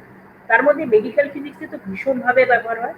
এই যে রেডিয়েশন থেরাপি করা হয়, অনেক সময় ইলেকট্রন অ্যাক্সিলারেটর ব্যবহার করে, যেখান থেকে ব্রেন স্ট্যান্ডিং গামা রেডিয়েশন দিয়ে কিন্তু চিকিৎসা করা হয়। তার ফলে অ্যাক্সিলারেটর ফিজিক্স কিন্তু আরেকটা সম্ভাবনাময় জায়গা, যেখানে কিন্তু চাকরি বাকরির সুযোগও আছে। অনেক দরকারি মানুষের, মানে যারা হাতে কলমে কাজ করতে ভালোবাসে, তাদের জন্য একটা কিন্তু খুব ভালো। এবার এইভাবেই হচ্ছে এক্সপেরিমেন্টাল নিউক্লিয়ার ফিজিক্সের উদ্ভব হয়। তার ফলে এই যে নিউক্লিয়ার ফিজিক্স এবং অ্যাক্সিলারেটর, এটা নিউক্লিয়ার ফিজিক্সের এক্সপেরিমেন্টাল স্টাডিজ এবং অ্যাক্সিলারেটর, এরা যে কতটা জড়িয়ে আছে, এটা আজকের 1936 সালে মেঘনাথ শাহ প্রথম বুঝতে পেরেছিলেন ভারতবর্ষের বসে। উনি কিন্তু এই কথাটা অত দিন আগে, যখন সারা পৃথিবীতে লোকে জাস্ট ভাবতে শুরু করেছে, মেঘনাথ শাহ কলকাতায় বসে এই জিনিসটা উনি ভারতে বসে বুঝতে পেরেছেন। করে উনি শুধু তা নয়, তিনি সেই জন্য নিউক্লিয়ার ফিজিক্সটা কলকাতা বিশ্ববিদ্যালয়ের এমএসসি পাঠ্যক্রমে ইনক্লুড করেছিলেন 1939 সালে। ভাবতে পারা যায় এতদিন, এত আগে উনি ভেবেছেন। আমি গর্বিত যে আমি সাহা ইনস্টিটিউটে সেই ডিপার্টমেন্টে জয়েন করেছিলাম যার নাম হচ্ছে সাইক্লিক অ্যাক্সিলারেটর ডিভিশন। আমি যখন জয়েন করেছি তখনও কিন্তু এই পুরোনো ছোট্ট আর সাইক্লোট্রনটা, যেটা মেঘনাথ ছাড়া সকলে মিলে হাতে করে নিজেরা বানিয়েছিল। উনি বিদেশের সাহায্য নিতে কোনো অনীহা বোধ করেনি, মানে উনি ছাত্রকে বিদেশে পাঠিয়েছিলেন জিনিসটা শিখে আসতে, আর সেই ছাত্র বিডি নাগচন্দ্র তিনি ফিরে এসে ওনার টিম সহ এইখানে সেই ছোট্ট অ্যাক্সিলারেটরটা বানানো হয়েছিল। এবং আমাদের বেশ কিছু অধ্যাপক আছেন যারা ওখানে ওই অ্যাক্সিলারেটর ব্যবহার করে কাজ করেছিল, কাজের যিনি প্রোটন সাইক্লোট্রন অ্যাক্সিলারেটর আছে। এই যে দেখতে পাচ্ছ এইখানে, তোমরা সাইক্লোট্রন সম্বন্ধে পড়েছো কিনা আমরা জানি না। এই ছোট্ট এই যে দেখা যাচ্ছে এই ছোট্ট গোল গোল মতন জিনিসটা, এটা হচ্ছে সেই সাইক্লোট্রন। এখানে বিডি মাচুরি আছেন, প্রফেসর মেঘনাথ সাহা রয়েছে। তা উনি প্রথম ভারতের পার্টিকেল অ্যাক্সিলারেটরের, তারপরে এখন ভারতে প্রচুর পার্টিকেল অ্যাক্সিলারেটর আছে। আমাদের সাহা ইনস্টিটিউটেও একটা পার্টিকেল অ্যাক্সিলারেটর নিয়ে আমরা কাজ করছি, একটা শিগগিরই ইনস্টল হবে, কাজ চলছে তার প্রেরণা বলে, এই যে এটা। এবং বহু অ্যাক্সিলারেটর আছে, আরো নতুন অ্যাক্সিলারেটর আসছে এবং প্রচুর ধরনের কাজকর্ম, শুধু যে নিউক্লিয়ার ফিজিক্স তা নয়, প্রচুর কনডেন্স ম্যাটার এবং অন্যান্য বিষয়ে প্রচুর কাজকর্ম হচ্ছে অ্যাক্সিলারেটর ব্যবহার করে। এবার নিউক্লিয়ার রিয়াকশন যেটা করা হয় সেখানে একটা টার্গেট থাকে, একটা বিম দিয়ে তাকে ধাক্কা মারা হয়, নতুন একটা নিউক্লিয়াস তৈরি হয়, অনেক রকম, সেটা অনেক রকম ভাবে রিয়াক্ট করে, অনেক নিউট্রন প্রোটন আলফা বেরিয়ে আসে। এবারে একটা ছোট্ট কার্টুন দিয়ে ব্যাপারটা বোঝানো যাবে, সেটা হচ্ছে যেমন ধরো একটা হিলিয়াম-3 যদি একটা ওল্ড নিউক্লিয়াসের উপর ধাক্কা মারে, তাহলে তার থেকে অনেক পার্টিকেল বেরিয়ে আসবে, কিছু আলফা বেরিয়ে আসবে, কিছু প্রোটন বেরিয়ে আসবে, নিউট্রন বেরিয়ে আসতে পারে, তার সঙ্গে গামা রেডিয়েশন বেরিয়ে আসবে। এবারে কাজটা কি হবে, আমরা যারা নিউক্লিয়ার ফিজিক্স করি, এক্সপেরিমেন্ট করি, তারা কি করবো, যারা যে পার্টিকেলগুলো বেরোনো হয় সব পার্টিকেলকে আর বার করার চেষ্টা করবো, তাদের এনার্জি গুলো বার করার চেষ্টা করব, তাদের অ্যাঙ্গেল গুলো দেখবো, গামা রেডিয়েশন হলে সেই গামা রেডিয়েশনটা ধরবার চেষ্টা করব।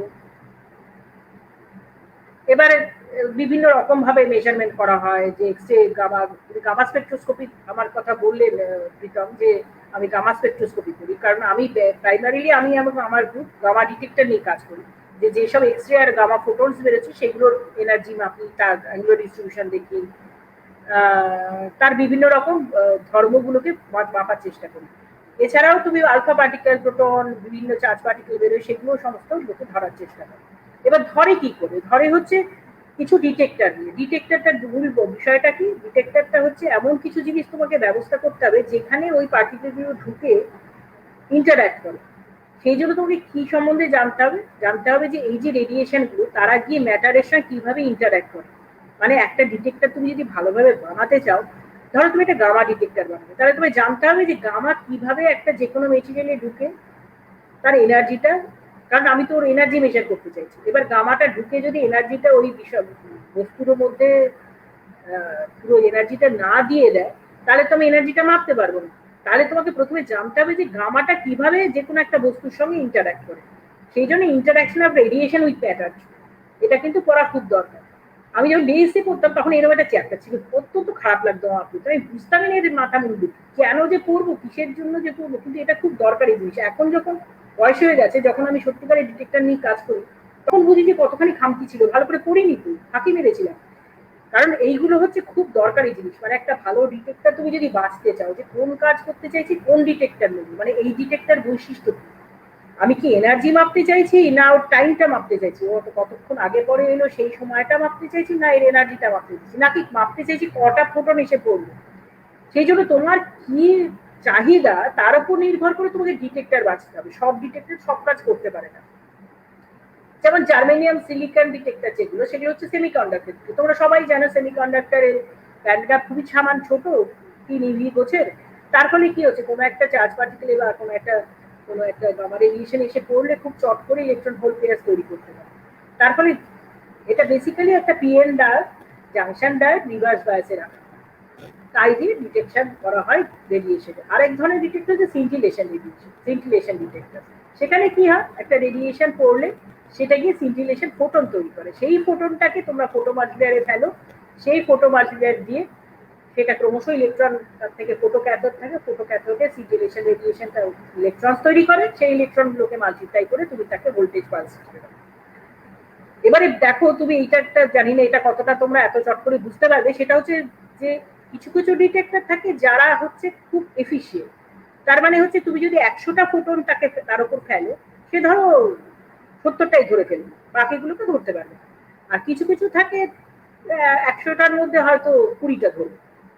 এবার কে বেশি ধরবে কে কম ধরবে কি করে হবে, সেটা হচ্ছে ডিপেন্ড করবে হচ্ছে কে কতটা ইন্টারঅ্যাক্ট করে, কার কত ক্রস সেকশন। মানে সেই জন্য ফোটো অ্যাবজর্পশন ক্রস সেকশনটাই ইম্পর্টেন্ট। সেটা ডিপেন্ড করে হচ্ছে কার কত জেড বেশি, মানে কার অ্যাটমিক নাম্বার কত বেশি, যার যত বড় অ্যাটমিক নাম্বার তার তত এফিসিয়েন্সি বেশি হবে। সোডিয়াম আয়োডাইডের এফিসিয়েন্সি সেই জন্য জার্মেনিয়ামের থেকে বেশি, কারণ আয়োডিনের জেড হচ্ছে 53 আর জার্মেনিয়ামের হচ্ছে 32। তার ফলে সোডিয়াম আয়োডাইডের এফিসিয়েন্সি অনেক বেশি জার্মেনিয়ামের থেকে। এটা হলো এফিসিয়েন্সির কথা, কে কত বেশি সংখ্যক ফোটন ধরতে পারে। আরেকটা হচ্ছে রেজলিউশন। রেজলিউশন মানে কে কত কাছাকাছি এনার্জির ফোটনকে আলাদা করে চিনতে পারে। ধরো একটাতে 1 এবিবির গামা আছে আর একটা হচ্ছে 1.1 এবিবির, মানে 1100 কেবি গামা আছে, এটাতে 1000 কেবি গামা আছে। কোন ডিটেক্টর ব্যবহার করবে? এবারে তোমার তুমি যদি সোডিয়াম আয়োডাইড ব্যবহার করো, বা ধরো 1130 কেবি, 1030 কেবির গামা আছে আর 1000 কেবির গামা আছে। এবার সোডিয়াম আয়োডাইড যদি করো, সোডিয়াম আয়োডাইড কি হবে, একটা ফোটন এসে পড়লে সেটা দিয়ে ও হচ্ছে সিন্টিলেশন রেডিয়েশন তৈরি করবে। সেটা যদি দেখো, সেটার ক্ষেত্রে যেটা হয় যে প্রায় এক একটা ফোটনের একক তৈরি করতে তার 300 ইভি মতো লাগে। তাহলে এখানে দেখো কি করেছে, 300 কেভি যদি একটা গামা এসে পড়ে, সে মাত্র 1000খানা ইলেকট্রন তৈরি করতে পারে। অথচ জার্মেনিয়ামের ক্ষেত্রে যেহেতু ওটা একটা সেমিকন্ডাক্টর না, মাত্র 3 ইভি লাগে, সেই জন্য 10⁵ ইলেকট্রন তৈরি করতে পারে। তার ফলে কি হচ্ছে যে 300 কেভির জায়গায় যদি 310 কেভি হয়, জার্মেনিয়াম কিন্তু আলাদা করতে পারে, কিন্তু সোডিয়াম আয়োডাইডের ক্ষেত্রে আলাদা করা সম্ভব। সেই জন্য এইবারে স্পেকট্রামটা দেখলে বুঝতে পারি। দেখো সোডিয়াম আয়োডাইড ডিটেক্টরের পিকগুলো দেখো কি মোটা মোটা, মানে ও অত আলাদা করে অত চিনতেই পারে না। অথচ জার্মেনিয়ামের ক্ষেত্রে দেখো এগুলো পুরো প্রচন্ড সরু সরু। সেই জন্য এটা একটা বিপ্লব হয়েছিল যখন প্রথম সোডিয়াম আয়োডাইড ডিটেক্টরের পরে, যখন প্রথম লোকে জার্মেনিয়াম ডিটেক্টর ব্যবহার করতে শুরু করলো বা সেমিকন্ডাক্টর ডিটেক্টর ব্যবহার করতে শুরু করলো, নিউক্লিয়াস স্ট্রাকচারের একটা নতুন দিগন্ত খুলে গেল। কারণ মানুষ সত্যিকারই বুঝতে পারলো যে যেখানে আমি এরকম একটা বড় হাম্প দেখছিলাম, তার ভিতরে কত ছোট ছোট গামা ছিল এবং অনেক নিউক্লিয়ার লেভেল নতুন স্ট্রাকচারের নতুন খবর পেতে শুরু করলো। এটা আমি কেন বলছি এতখানি সময় ধরে, তার কারণ হচ্ছে যে এক্সপেরিমেন্টাল কাজ করতে গেলে শুধু যে তোমার বেসিক ফিজিক্সটা বুঝলে হবে তা না, মানে ডিটেকশনের ফিজিক্সটাও বুঝতে হবে এবং তার সঙ্গে টেকনোলজিটাও বুঝতে হবে। না হলে কিন্তু তুমি একটা ভালো এক্সপেরিমেন্ট প্ল্যান করতে পারবে না। তুমি কোন ডিটেক্টর নেবে, কিভাবে নেবে, সেই ডিটেক্টরকে আর কি উন্নত করা যায়, সেইগুলোর জন্য কিন্তু কাজ ফিজিক্স দিয়ে করতে হয়। ফাইনালি যদি তুমি লার্জ স্কেলে করতে চাও, তখন ইঞ্জিনিয়াররা কাজ করবে। এবারে আমি এখানে একটা ছোট ছবি দেখি, দেখো এটা আমার ল্যাবেরই ছবি। একটা ভিজিও ডিটেক্টর নিয়েছি, একটা সোডিয়াম আয়োডাইড নিয়েছি, একটা এইচপিজি নিয়েছি, একই সোর্সে। বুঝতে পারছো? এইটাতে দেখো দুটো পিক চিনতেই পারছে না আলাদা করে, এটাতে মোটামুটি চিনতে পেরেছে। আর এটার ক্ষেত্রে দেখো, মানে এই দুটো মনে হচ্ছে কত দূরে। এর ক্ষেত্রে দেখো, এটাকেই বলছি ভালো রেজলিউশন খারাপ রেজলিউশন, মানে এরা রেজাল্ট করেছে কিন্তু খুব খারাপ ভাবে রেজাল্ট করেছে। এর মাঝখানে যদি কিছু থাকে দেখতে পাবে। আর এখানে দেখো, এখান থেকে এখানে হচ্ছে কোবাল্ট সোর্সের আমার, তারপরে এটার রেজলিউশন অনেক ভালো, মানে ভিজিওর যেখানে 12% সেখানে এইচপিজি 0.22%।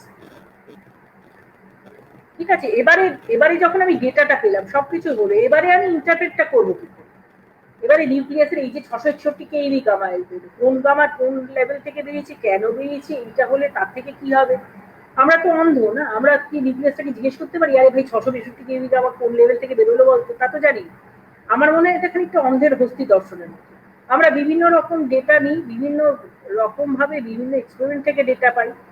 যেমন মনে আছে 7টা না কজন অন্ধ মানুষ একটা হাতি দেখতে গেছিল, একজন তার নাকের কাছটা দেখছিল, একজন তার লেজটা ধরছিল, একজন তার কানগুলো ধরে বলছিল, কে বলছিল এটাকে একটা সাপের মতো দেখতে, কে বলছিল এটা একটা দড়ির মতো দেখতে, কে বলছিল এটা একটা দেয়ালের মতো দেখতে।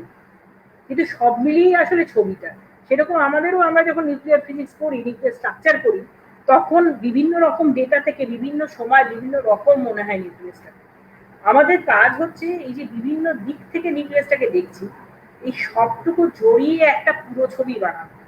সেই জন্য মাঝে মাঝে দেখবে যে, সেটাও আমার ছোটবেলায় খুবই বিরক্ত লাগতো, যে মাঝে মাঝে বলে শেল স্ট্রাকচার, শেল মডেল করে, মাঝে মাঝে একটা collective model, liquid draw model দিয়ে এক্সপ্লেন করে। আরে যেটা যদি সিঙ্গেল পার্টিকেল মডেল শেল মডেলেই কাজ করবে, সেটা আবার লিকুইড ড্র করলে কালেক্টিভ মডেলে কি করে কাজ করে? মানে এই পরস্পর বিরোধী মনে কিন্তু সেটা কিন্তু সত্যি নয়। কারণ হচ্ছে আমরা বিভিন্ন ভাবে নিউক্লিয়াসটাকে যখন দিচ্ছি, তখন একটা দৃষ্টিভঙ্গি থেকে ওকে এক একটা রকম লাগছে, কারণ আমি তো চোখে নিউক্লিয়াসে দেখতে পাচ্ছি না বা নিউক্লিয়াসে দেখে ওর সাথে কথা বলতে পারছি। আমি যেসব খবর পাচ্ছি বিভিন্ন এক্সপেরিয়েন্স থেকে, বিভিন্ন বিভিন্ন বিভিন্ন বিভিন্ন পদ্ধতিতে, সেইগুলোকে জুড়ে আমাকে পুরো ছবিটা নিউক্লিয়াসের বানাতে হবে। সেই জন্য সবচেয়ে নিউক্লিয়ার মডেল নিয়ে আমরা কাজ করি, কারণ নিউক্লিয়ার ফোর্সও এখনো পর্যন্ত কিন্তু নিউক্লিয়ার ফোর্সের সঠিক হদিশ মানুষ পায়। এইটা করে নিউক্লিয়ার, এইটা হচ্ছে নিউক্লিয়ার চার্ট বলে, এটা হচ্ছে এদিকে এক্সে আমরা নিউট্রন এঁকেছি, ওয়াই এঁকেছি প্রোটন। এইটা হচ্ছে এত বিভিন্ন রকমের নিউক্লিয়াস থাকবে বলে থিওরিটিক্যালি প্রেডিক্টেড। কিন্তু এই সবুজ জায়গাটা দেখতে পাচ্ছ, এই সবুজ জায়গার নিউক্লিয়াস গুলো কিন্তু এখনো মানুষ সিনথেসাইজ করে উঠতে পারে। এবং মজাটার হচ্ছে যে এই সবুজ জায়গার অনেক নিউক্লিয়াসই কিন্তু খুবই ইম্পর্টেন্ট নিউক্লিয়ার অ্যাস্ট্রোফিজিক্সের কাছে, যার জন্য আমাদের আরো এক্সপ্লোর করা দরকার। সেই জন্য এবারে আমি আসছি অ্যাস্ট্রোফিজিক্সের মধ্যে, মানে পুরো দুনিয়াটা, পুরো ইউনিভার্সকে বুঝতে হলে এই যে কিভাবে এই এই সমস্ত এলিমেন্ট গুলো আমাদের পৃথিবীতে যেগুলো আমরা চারপাশে দেখতে পাচ্ছি সেগুলো কিভাবে তৈরি হলো, সমস্ত গ্রহ তারকায় কিভাবে এনার্জি তৈরি হচ্ছে, কিভাবে সেই গ্রহ তারকাগুলো তৈরি হলো, সবকিছু বোঝার জন্য কিন্তু নিউক্লিয়ার ফিজিক্সটা হচ্ছে একটা, তার সবকিছুর উত্তরে কিন্তু নিউক্লিয়ার ফিজিক্সের মধ্যে নিহিত রয়েছে। নিউক্লিয়ার অ্যাস্ট্রোফিজিক্স হচ্ছে সেই যে জিনিসটা। তার ফলে কি হচ্ছে, এই যে প্লট গুলো আমি দেখছি না, এটা হচ্ছে দেখো logarithmic of relative abundances of different types of nuclei, যেটা হচ্ছে বিভিন্ন রকম স্টেলার অবজেক্ট থেকে এই ধরনের এলিমেন্টাল অ্যাবান্ডেন্সের এই প্লটটা পাওয়া গেছে, যে কত পরিমাণে হিলিয়াম আছে, কতখানি আয়রন আছে, তারপরে কতখানি হেভি মেটেরিয়াল আছে। এই জিনিসটাকে এক্সপ্লেন করাটা হচ্ছে খুবই দরকারি, যার জন্য আমাদের নিউক্লিয়ার ফিজিক্স এক্সপ্লেন করা দরকার, এগুলোকে পুরোভাগ বোঝা দরকার, বোঝার জন্য যে কিভাবে কোনটা তৈরি হয়েছে, কবে তৈরি হয়েছে, কিভাবে তৈরি হয়েছে। এখানে দেখলেই বুঝতে পারছো যে এবারে আবার সেই বাইন্ডিং এনার্জি কার্ভের কথাই যদি মনে করো বুঝতে পারবে যে এই আয়রন পর্যন্ত কিন্তু তুমি ফিউশন রিঅ্যাকশন করে তৈরি করতে পারবে, কিন্তু যেই আয়রন রিচ করলো যেখানে বাইন্ডিং এনার্জি সবচেয়ে বেশি, তারপরে তুমি কিন্তু আর জুড়লেও এরা তৈরি হবে না, কারণ তারপরে বাইন্ডিং কিন্তু কম। সেই জন্য ফিউশন রিঅ্যাকশন করে একমাত্র আয়রন পর্যন্ত তোমার তৈরি করবে। কিন্তু তাহলে হেভিগুলো কি করে তৈরি হয়েছে? এগুলো হয়েছে নিউট্রন ক্যাপচার করে, বিভিন্ন রকমের নিউট্রন ক্যাপচার প্রসেস আছে যেটা থেকে ধীরে ধীরে এই নিউক্লিয়াসগুলো তৈরি হয়েছে, সেগুলোও কিন্তু খুবই ইন্টারেস্টিং। তাতে র্যাপিড নিউট্রন ক্যাপচার প্রসেস আছে, স্লো নিউট্রন ক্যাপচার প্রসেস আছে। Slow with respect to beta decay, মানে এতটাই স্লো যে একটা নিউট্রন আরেকটা নিউট্রন ক্যাপচার করার আগে একটা বিটা ডিকে হয়ে যাচ্ছে।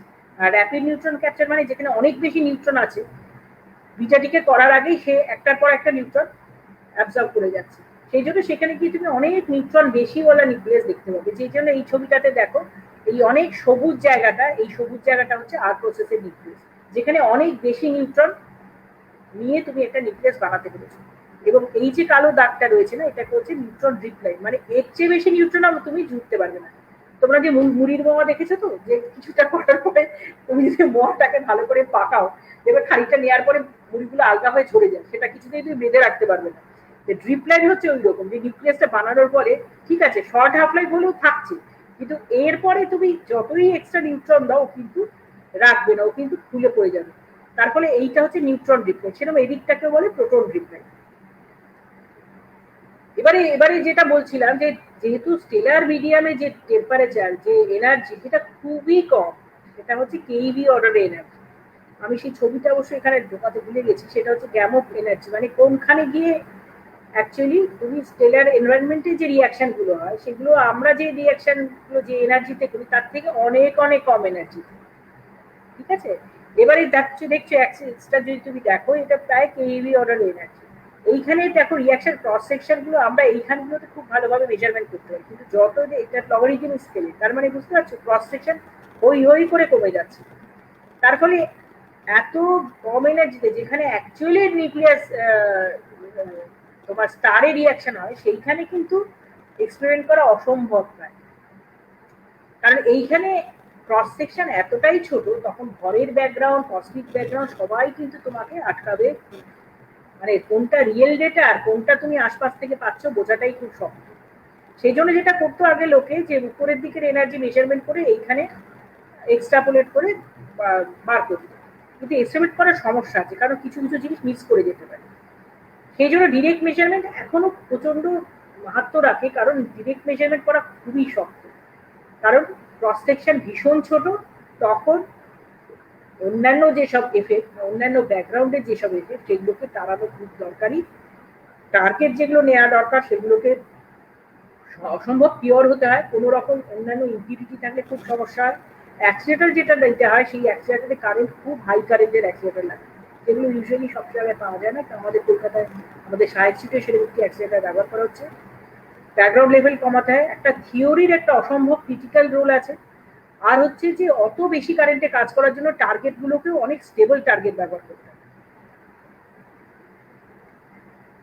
সেই জন্য আমরা কিছু কিছু কাজ করেছি এই অ্যাস্ট্রোফিজিক্সে। আমরা কিছু টার্গেট বানিয়েছি যেটা হচ্ছে ভীষণ হাই পিউরিটি এবং অনেক ক্ষণ ধরে বিম করলেও যেটা নষ্ট হবে না, তাকে বলি ইমপ্লান্টেড টার্গেট। মানে আমরা একটা অ্যাক্সিলারেটর দিয়ে, ধরো নাইট্রিন 14, একটা অ্যাক্সিলারেটর থেকে নাইট্রিন 14 আয়ন নিয়ে আমরা ট্যানটালামের উপর বম্বার্ড করেছি। সেই নাইট্রিন 14 গুলো ভিতরে ঢুকে গিয়ে সেইটা একটা নাইট্রিন 14 টার্গেট হিসেবে ব্যবহার করেছি। সেটা এই ধরনের টার্গেট লোকে ব্যবহার করেছে আগে, এবং দেখা গেছে যে এই ধরনের ইমপ্লান্টেড টার্গেট অনেক বেশি কারেন্ট অনেক দিন ধরে চলতে পারে, যেটা থেকে, কারণ অন্যান্য যদি তুমি ডিপোজিশন করে টার্গেট বানাও না, তুমি যদি অনেকক্ষণ ধরে ওটাকে বম্বার্ড করো হাইলি এনার্জেটিক পার্টিকেল, তোমার কিন্তু কিছু কিছু পার্টিকেল, কিছু কিছু টার্গেট মেটেরিয়াল খুলে বেরিয়ে চলে আসে, তারপরে টার্গেট থিকনেস কমে যায় ক্রমশ, এটা খুব অসুবিধাজনক। এছাড়াও আমরা যেটা করেছি, ব্যাকগ্রাউন্ড রেডিয়েশনের যে লেভেল সেটাকে কমানোর চেষ্টা করেছি। ডেটা অ্যানালিসিসের কিছু কিছু নতুন নতুন পদ্ধতি বার করেছি। নিউক্লিয়ার থিওরিতে কিছু কাজ করেছি, কারণ টার্গেট ইম্পিউরিটির যে কি ভয়ঙ্কর বিপদজনক ঘটনা আছে। যেমন ধরো একটা কার্বন 12 কার্বনের, যেটা আমাদের অনেক সিনিয়র প্রফেসর, সিনিয়র নেই এখন আমাদের মধ্যে আছে, তিনি অনেকদিন আগে কিছু কাজ করেছিলেন কানাডাতে বসে।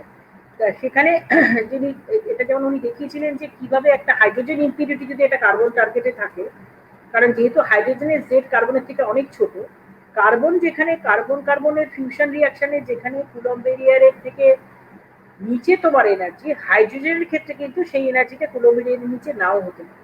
তার ফলে কি হবে, তুমি যেখানে কার্বন কার্বনের রিয়াকশন করতে যাচ্ছ সেখানে যদি টার্গেটে বিন্দুমাত্র হাইড্রোজেনে থাকে, তার ক্রস সেকশন কিন্তু হিউজ হয়ে তোমার দরকারি পিকগুলোকে পুরো লুকিয়ে ফেলবে।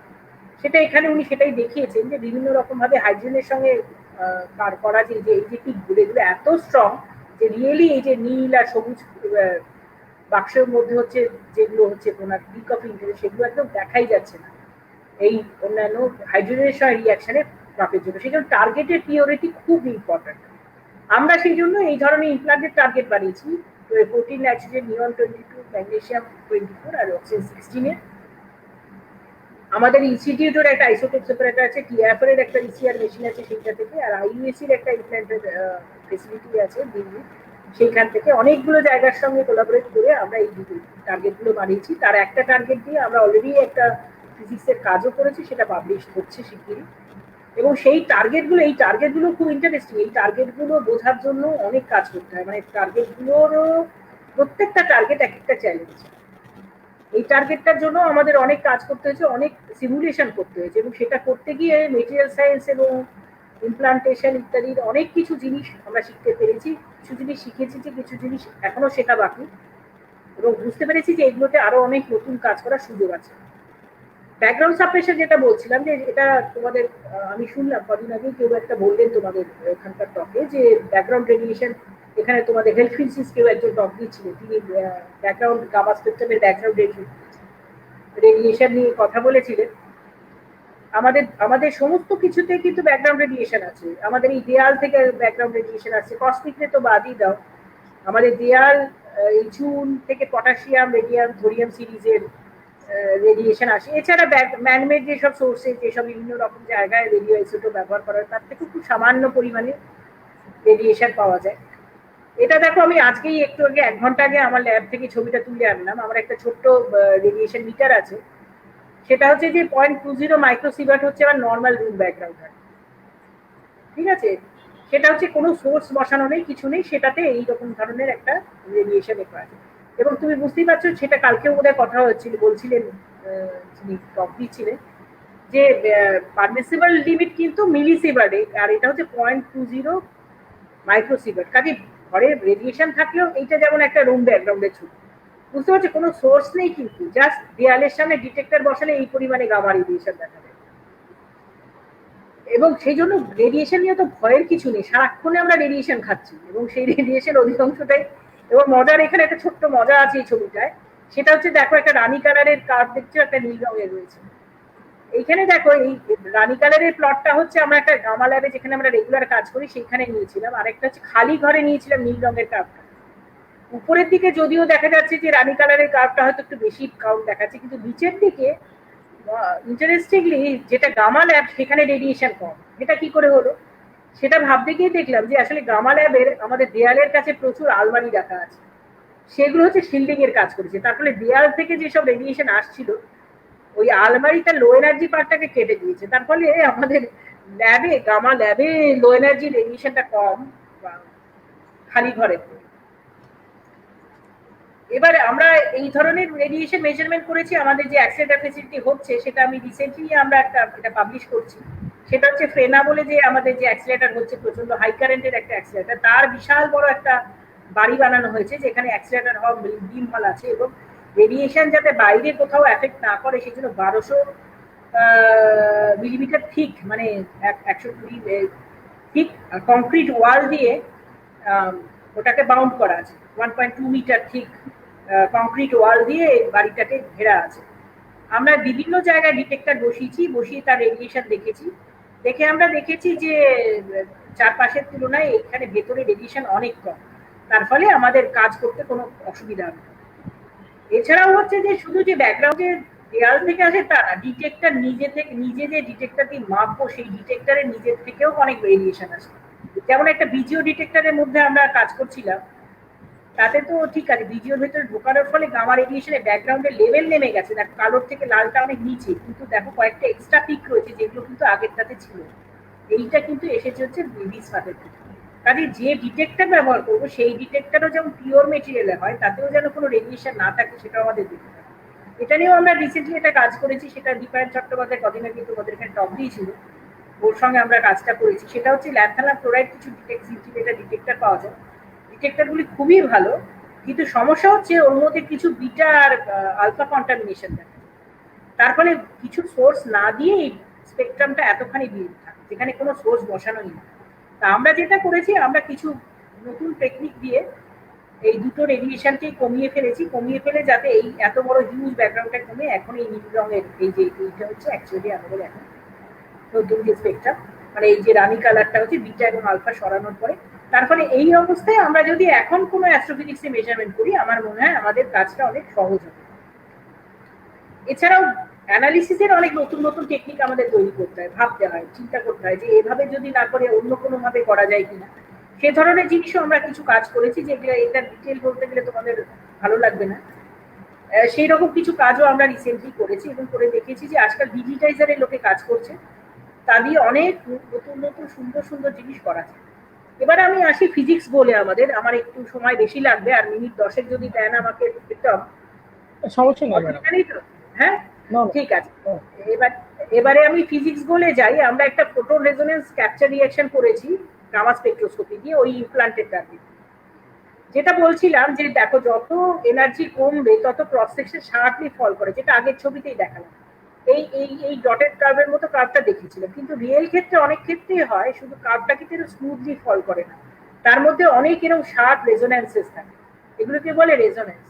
মানে এখানে ক্রস সেকশনটা হঠাৎ করে শুট করে। এটা থাকার ফলে যেটা হয় যে তুমি যদি এরকম স্মুথলি এক্সট্রাপোলেট করে চলে যাও, এইগুলোর কথা তো তুমি আগে থেকে জানো, তুমি যতক্ষণ না এইখানে এক্সপেরিমেন্ট করছো। তার ফলে এক্সট্রাপোলেশন করার বিপদ হচ্ছে এই রেজোনেন্স গুলো, এই লো এনার্জি রেজোনেন্স। তার ফলে স্মুথ ক্যাপচারের সঙ্গে স্মুথ ভেরিয়েশনের সঙ্গে এই রেজোনেন্স ক্যাপচার গুলো একদম ডিরেক্ট মেজারমেন্ট ছাড়া হদিশ পাওয়া খুবই শক্ত। এবং এই মজাদার হচ্ছে এরকম ধরনের একটা রেজোনেন্স স্টেটের জন্য কিন্তু এই যে আমাদের যে কার্বন ভিত্তিক আমাদের যে জীবন, সেইটার কিন্তু প্রথম ফ্রেড হয় এরকম একটা অসাধারণ ইন্টারেস্টিং প্রেডিকশন করেছিলেন উনি সেই একই রকম দেখো যে মাস মেজারমেন্ট, মাসের এই দুটো যোগ করে যে হিলিয়াম 4 আর বেরিলিয়াম 8 যোগ করে কার্বন 12 করা যায়, সেইটা করে উনি দেখলেন যে যে মাস আসছে 12 সেটা হচ্ছে 12.007908 অ্যাটমিক ইউনিট। এবারে কার্বনের মাস হচ্ছে 12, তাহলে কার্বনের থেকে মাসটা বড় হয়ে গেল, তাহলে কার্বন বানাবে কি করে? হবে না, কারণ এইটাতে তো কার্বন নয়। তখন উনি প্রেডিক্ট করলেন যে নিশ্চয়ই কার্বনের একটা লং লিভড আইসো একটা রেজোনেন্স স্টেট আছে, যেটা ওই 7 MeV কাছে, যেটার মধ্যে গিয়ে এরা কাপল করে এরা যখন দুটো যুক্ত হচ্ছে গিয়ে সেই স্টেটটাতে তৈরি করছে কার্বন 12 এর গ্রাউন্ড স্টেট। এবং সেটা উনি প্রেডিক্ট করেছিলেন, কারণ উনি দেখেছিলেন যে এই স্টেটটা যদি না থাকে তাহলে এই যে আমরা দুনিয়ায় এত কার্বন দেখি এবং এত কার্বনের উপর ভিত্তি করেই আমাদের পুরো মানুষের মানে পুরো জীবনগুলো মানে জীবিত মানুষের মানুষ নয়, সমস্ত জীবনের উৎস হচ্ছে কার্বন। কার্বন যদি না তৈরি হয় তাহলে এইটা হলো কি করে? সেইখান থেকে উনি থিওরিটিক্যালি প্রিডিক্ট করেছিলেন যে ওনার ইনটুইটিভলি মানে বিভিন্ন রকম আর্গুমেন্ট থেকে থিওরিটিক্যালি ওনার মনে হয়েছিল যে ডেফিনেটলি কার্বনের একটা রেজোনেন্স স্টেট 7.5 MeV অ্যারাউন্ডে থাকতে বাধ্য, না হলে এই জিনিস হতে পারে না। মজার হলো কিছুদিন বাদে সত্যিকারই এক্সপ্লেন করে লোকে ওই স্টেটটি হদিশ করল, কিন্তু সেখানেও দেখো হিসেবটা দেখো সেই সাধারণ জিনিস, সেই মাস দুটো যোগ করে ফাইনাল মাস ক্যালকুলেট করা। এটা কি হচ্ছে যে রেজোনেন্স স্টেট গুলো কিরকম স্টেট হয়, যেটা হচ্ছে যে পার্টিকেল এমিশন থ্রেশহোল্ডের উপরে, যেগুলো আনবাউন্ড স্টেট, যেগুলো কন্টিনিউয়াস স্টেট, তার মধ্যে একটা স্টেট একটু বেশিক্ষণ বেঁচে থাকে, সেইটাকেই আমরা রেজোনেন্স স্টেট বলি। এবারে ব্রাইট বিগ ব্যাং যে লাইন শেপ তোমরা দেখেছো না, মনে আছে হাইজেনবার্গ প্রিন্সিপাল থেকে আমরা বলতে পারি এইটার উইডথ এবং এটার এনার্জি, এটা বেঁচে থাকার সময় যেটা ডেল্টা ই ডেল্টা টি হচ্ছে h+/2 হবে। তার ফলে কি তুমি যদি হিসেবটা করো যে যদি এটার উইডথ হয় 0.0076 EV, তার এর লাইফ টাইমটা হবে 8 ফেমটোসেকেন্ড। এর উইডথ যদি হয় 1 keV তাহলে হবে 1 সেকেন্ড হাফ লাইফ। আর যদি 30 keV উইডথ হয় তাহলে এটা 10⁻21 সেকেন্ড হয়। যদি রেজোনেন্স স্টেটটা 30 keV উইডথ হয় তাহলে কি হবে, তুমি তাহলে কিন্তু এই যেমন এইটাতে 30 keV উইডথ, এখানে আমরা কি করেছি, আমরা প্রোটনের এনার্জি ভ্যারি করেছি, করে কিন্তু পুরো রেজোনেন্সটা লক করতে পেরেছি। মানে আমরা ক্রস সেকশনটা মেজার করেছি, করে দেখেছি হঠাৎ করে বেড়ে গেল, বেড়ে গিয়ে আবার কমে গেল।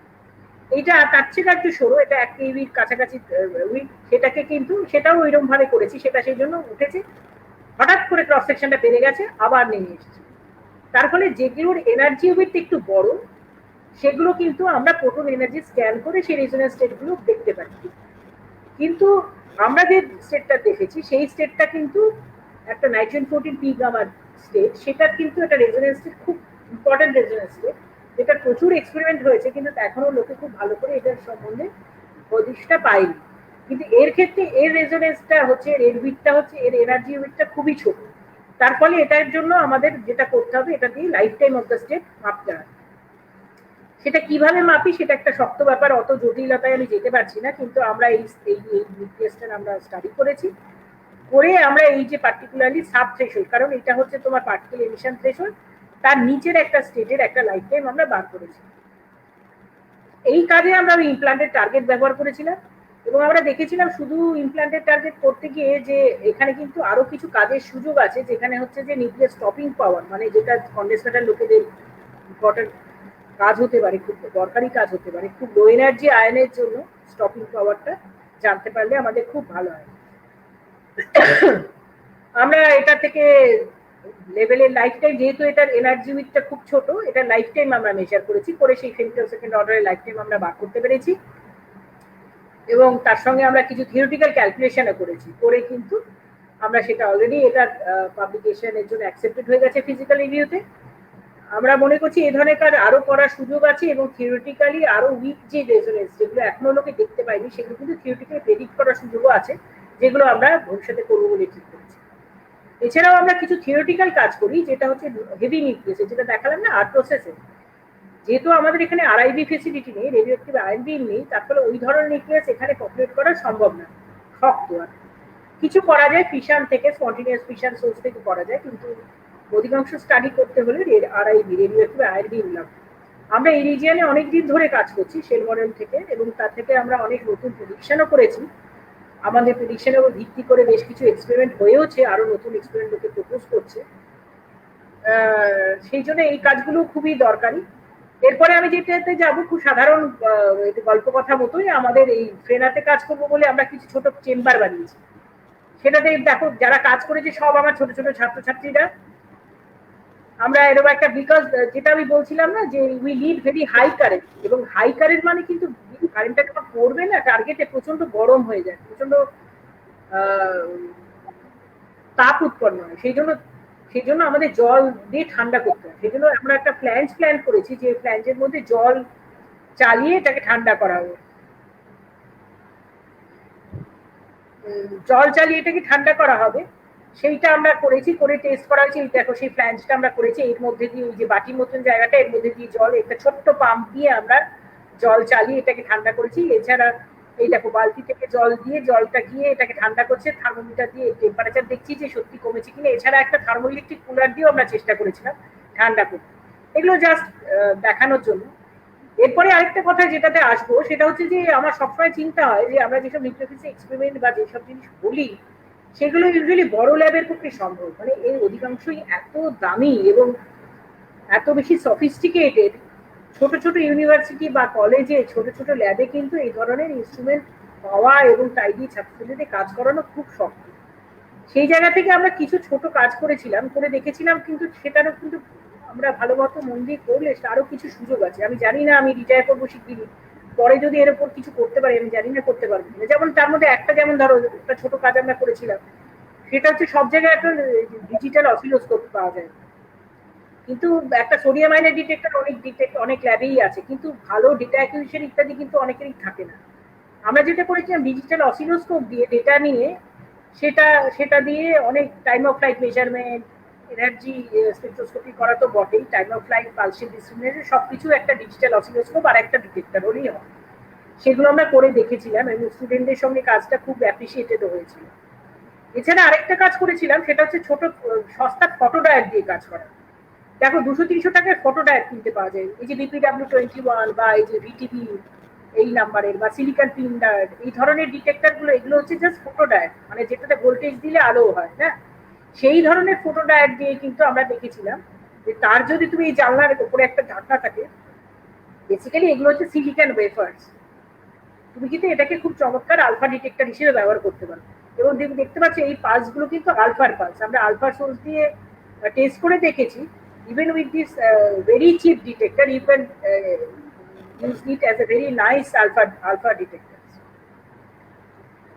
এবং তারপরে এই ডিটেক্টর গুলো দিয়ে এক্সরেও ধরা যেতে পারে, কিন্তু তার জন্য ঠান্ডা করতে হয় ডিটেক্টরটা। সেটাও খুব মজাদার করে আমরা করেছিলাম, একটা আইসক্রিমের বাক্সে লিকুইড ন্যাট্রিন দিয়ে, তারপরে টিইসি দিয়ে আমরা করেছিলাম। পরে আমরা দেখেছিলাম যে সেটা শুধু এক্সরে নয়, ইলেকট্রনও ধরতে পারে, এবং কোনগুলো ইলেকট্রন কোনগুলো এক্সরে কি করে দেখবো আমরা সোর্সের উপর আস্তে আস্তে কাগজ বসিয়েছিলাম।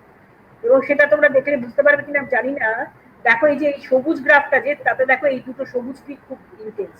এবারে আমি 1 লেয়ার কাগজ বসালাম, তাতে কি হলো এই সবুজ পিক দুটো দেখো কমে এই ডার্ক নীল পিক হয়ে গেছে, অথচ এইখানে এই পিকটা দেখো ওই কাগজে কিচ্ছুই আসতে গেল। এবার দেখো যত কাগজ ঠিক করছি এই দুটো পিক ক্রমশ কমে যাচ্ছে, অথচ এই প্রথম পিকটা কিন্তু একই রকম ভাবে থেকে যাচ্ছে।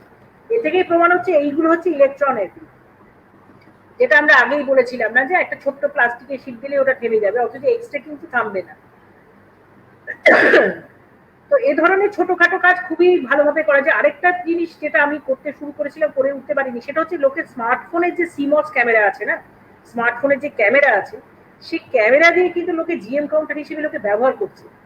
ছোট ছোট অ্যাপ পাওয়া যায় এবং কিছু কিছু জিনিস লোকে করেছে। আমি আসলে সেই টেস্টিংটা আমি এখনো করে উঠতে পারি। এটা তোমরা যদি কেউ ইন্টারেস্টেড হও, তোমরা কিন্তু এই জিনিসটা করতে পারো, কারণ সবার বাড়িতেই একটা করে স্মার্টফোন তো আমাদের ঘরে ঘরে এক। স্মার্টফোন দিয়ে কিন্তু লোকে এই সিমস ক্যামেরা দিয়ে আলোটাকে কমপ্লিটলি বন্ধ করে রেডিয়েশন ডিটেকশনের কাজে লোকে কিন্তু জিএম কাউন্টার হিসেবে কিন্তু লোকে স্মার্টফোনকে ব্যবহার করছে। এছাড়া আমরা একটা করেছিলাম একটা রাসবেরি পাই দিয়ে, মানে আর্ডুইনো বা রাসবেরি পাই দিয়ে, ছোট একটা 8-bit এডিসি দিয়ে আমরা কিছু খেলাধুলা করেছিলাম, যেটা দিয়ে আমরা হয়তো, এগুলো খুব সস্তার উপকরণ, যা দিয়ে কিন্তু আমরা ডেটা অ্যাকুইজিশন, ডেটা প্রসেসিং ইত্যাদিগুলো খুব ভালো আইডিয়া পেতে পারি। ঠিক আছে, ফাইনাল বিশাল এক্সপেরিমেন্টে হয়তো এগুলো খুব কাজে আসবে না, কিন্তু শেখার জন্য এগুলো খুবই সুন্দর জিনিস। এবারে আমি আমাদের কোলাবোরেটরি লিস্টে যাই। আমার ছাত্রীরা হচ্ছে সঙ্গীতা সাথী, ইন্দ্রাণী সুদত্তা আমাদের পোস্টডক, আগে কাজ করেছে, এখন হয়তো তারা অনেক সিনিয়র হয়ে গেছে। অভিজিৎ আমার ছাত্র, রিতেশের নামটা নেই, রিতেশ আমার ছাত্র ছিল। বাকি অর্কব্রত গুপ্ত এ হচ্ছে আইএইচডি স্টুডেন্ট, প্রফেসর এস সরকার, তিনি আইএইচডি তে আছেন। টিআইএফএর প্রফেসর লোকেশ ত্রিবেদী, বন্দনা নানা, যদি বড় একটা গ্রুপ আছে, তারা আমাকে খুব হেল্প করেছে এই আমাদের ওই 1914 এর কাজের জন্য। টুম্পা ভট্টাচার্য আছেন ভিসিতে, আইইউএসি প্রচুর মানুষ আমাদের হেল্প করেছে, কিছু নাম আমি লিখেছি। নটরডামের প্রফেসর গোরিসের মাইকেল বিশাল, এদের উৎসাহ ছাড়া ওই আমরা ওই ইমপ্ল্যান্টের টার্গেটে যেতেই পারতাম না। সর্বোপরি সাহা ইনস্টিটিউটের নিউক্লিওফিজিক্স গ্রুপ এবং কন্ডেন্স ম্যাটার গ্রুপ সকলে পূর্ণ সহযোগিতা দিয়েছে আমাদের এই কাজগুলো করতে। ধন্যবাদ, আমার খুবই ভালো লাগলো। আমি জানি না ছাত্রছাত্রীরা আদৌ এনজয় করেছে কিনা, নাকি আমি ভীষণ তাড়াতাড়ি বললাম। ধন্যবাদ ম্যাডাম, আপনাকে অসাধারণ একটা লেকচার আমরা শুনলাম। আপনি অনুমতি দিলে আমরা এখন ডিসকাশন এবং কোশ্চেন সেশন শুরু করতে পারি। হ্যাঁ হ্যাঁ হ্যাঁ, আপনি শুরু করুন। ম্যাডাম, আমরা কিছু কোশ্চেন পেয়েছি ইনবক্সের মাধ্যমে। সেটা হলো যে আপনি বললেন এর আগে জার্মেনিয়াম ডিটেক্টর এবং সিন্টিলেশন ডিটেক্টর, এটা দুটোর মধ্যে মানে পার্থক্য আসলে কোথায়? হ্যাঁ, আমি বুঝলাম না, একবার বলুন। সিন্টিলেশন ও জার্মেনিয়াম, এটা যদিও আপনি বলেছেন, এক্সপ্লেইন করেছেন। হ্যাঁ হ্যাঁ, আসলে সেমিকন্ডাক্টর ডিটেক্টর তো সেমিকন্ডাক্টর না, তোমরা জানো সেমিকন্ডাক্টরে তিন কি হচ্ছে তার, হ্যাঁ, সেই জন্য সেই কন্ডাকশন ব্যান্ড আর ভ্যালেন্স ব্যান্ডের ডিফারেন্স এলিটার। সেই জন্য তুমি 3 eV এনার্জি দিলেই ও কিন্তু ইলেকট্রন হোল পেয়ার তৈরি করতে পারে। কিন্তু তুমি যদি সিন্টিলেশন ডিটেক্টরে সিন্টিলেশন ফোটন তৈরি করতে যাও, সোডিয়াম আয়োডাইডের ক্ষেত্রে 300 eV এনার্জি লাগে। তাহলে কি হলো, 300 eV যদি একটা ফোটন তোমার পড়ে, তাকে তুমি 3 eV দিয়ে ভাগ করো, করলে বুঝতে পারবে যে কতগুলো তোমার পড়বে। মানে 300 কেভি মানে 300 ইন্টু 1000 ডিভাইডেড বাই 3, তারপর 10 to the power 5, 10 to the power 5 electron volt pair তোমার তৈরি হচ্ছে। আর ওখানে কি হবে, 300 কেভি ডিভাইডেড বাই 300 ইভি, তাহলে কি হবে 10 টু দি পাওয়ার 3 না 4 হচ্ছে, তাহলে অনেক কম হচ্ছে তো না। এবারে তোমার ধরো আরেকটা গামা এলো, যার এনার্জি হচ্ছে 300 জায়গায় 310 কেভি বা 330 কেভি, যেটা জার্মেনিয়ামের ক্ষেত্রে অসুবিধা নেই, বেশ কিছু ইলেকট্রন বেশি বেরোবে। কিন্তু সোডিয়াম আয়োডাইডের ক্ষেত্রে কিন্তু আর বানাতেই পারবে না, ওটাতেও ওর 30টা যদি 1000টা বানিয়ে থাকে, এখানেও 1000টাই বানাবে, তারপরে তুমি তো আলাদা করতে পারবে না দুটো গামাকে না। সেই জন্য সোডিয়াম আয়োডাইডের রেজলিউশন অনেক খারাপ, ও দুটো আলাদা এনার্জির গামাকে আলাদা করতে পারবে, কারণ ওর মিনিমাম একটা পরিমাণ বেশি পরিমাণে এনার্জি লাগে এক একটা সিচুয়েশন ফোটন তৈরি করতে।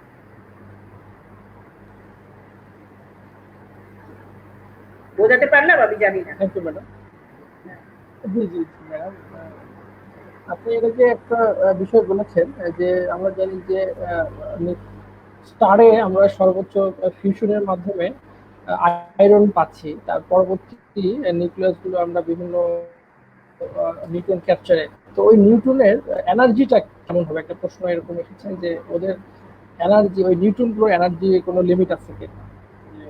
হ্যাঁ, নিউট্রনগুলোর এনার্জি দেখুন, এটা না মানে এই যে অ্যাস্ট্রোফিজিক্সটা এত ব্যাপক জিনিস না, এবং বিভিন্ন ডোমেন আছে, মানে খুব জেনারেলাইজ করে ওরকম কথা বলা যাবে না যে নিউট্রনটার এনার্জি এত, কোন টেম্পারেচারে কোন, মানে ধরুন সুপারনোভা যদি হয় তখন যা নিউট্রনের এনার্জি হবে, অন্যান্য সময়তে ধরুন এই যে সিএনও সাইকেলের মধ্যেও অনেকগুলো নিউট্রন এমিটিং চ্যানেলস আছে, সেগুলো নিউট্রনের এনার্জি আরেক রকম হবে।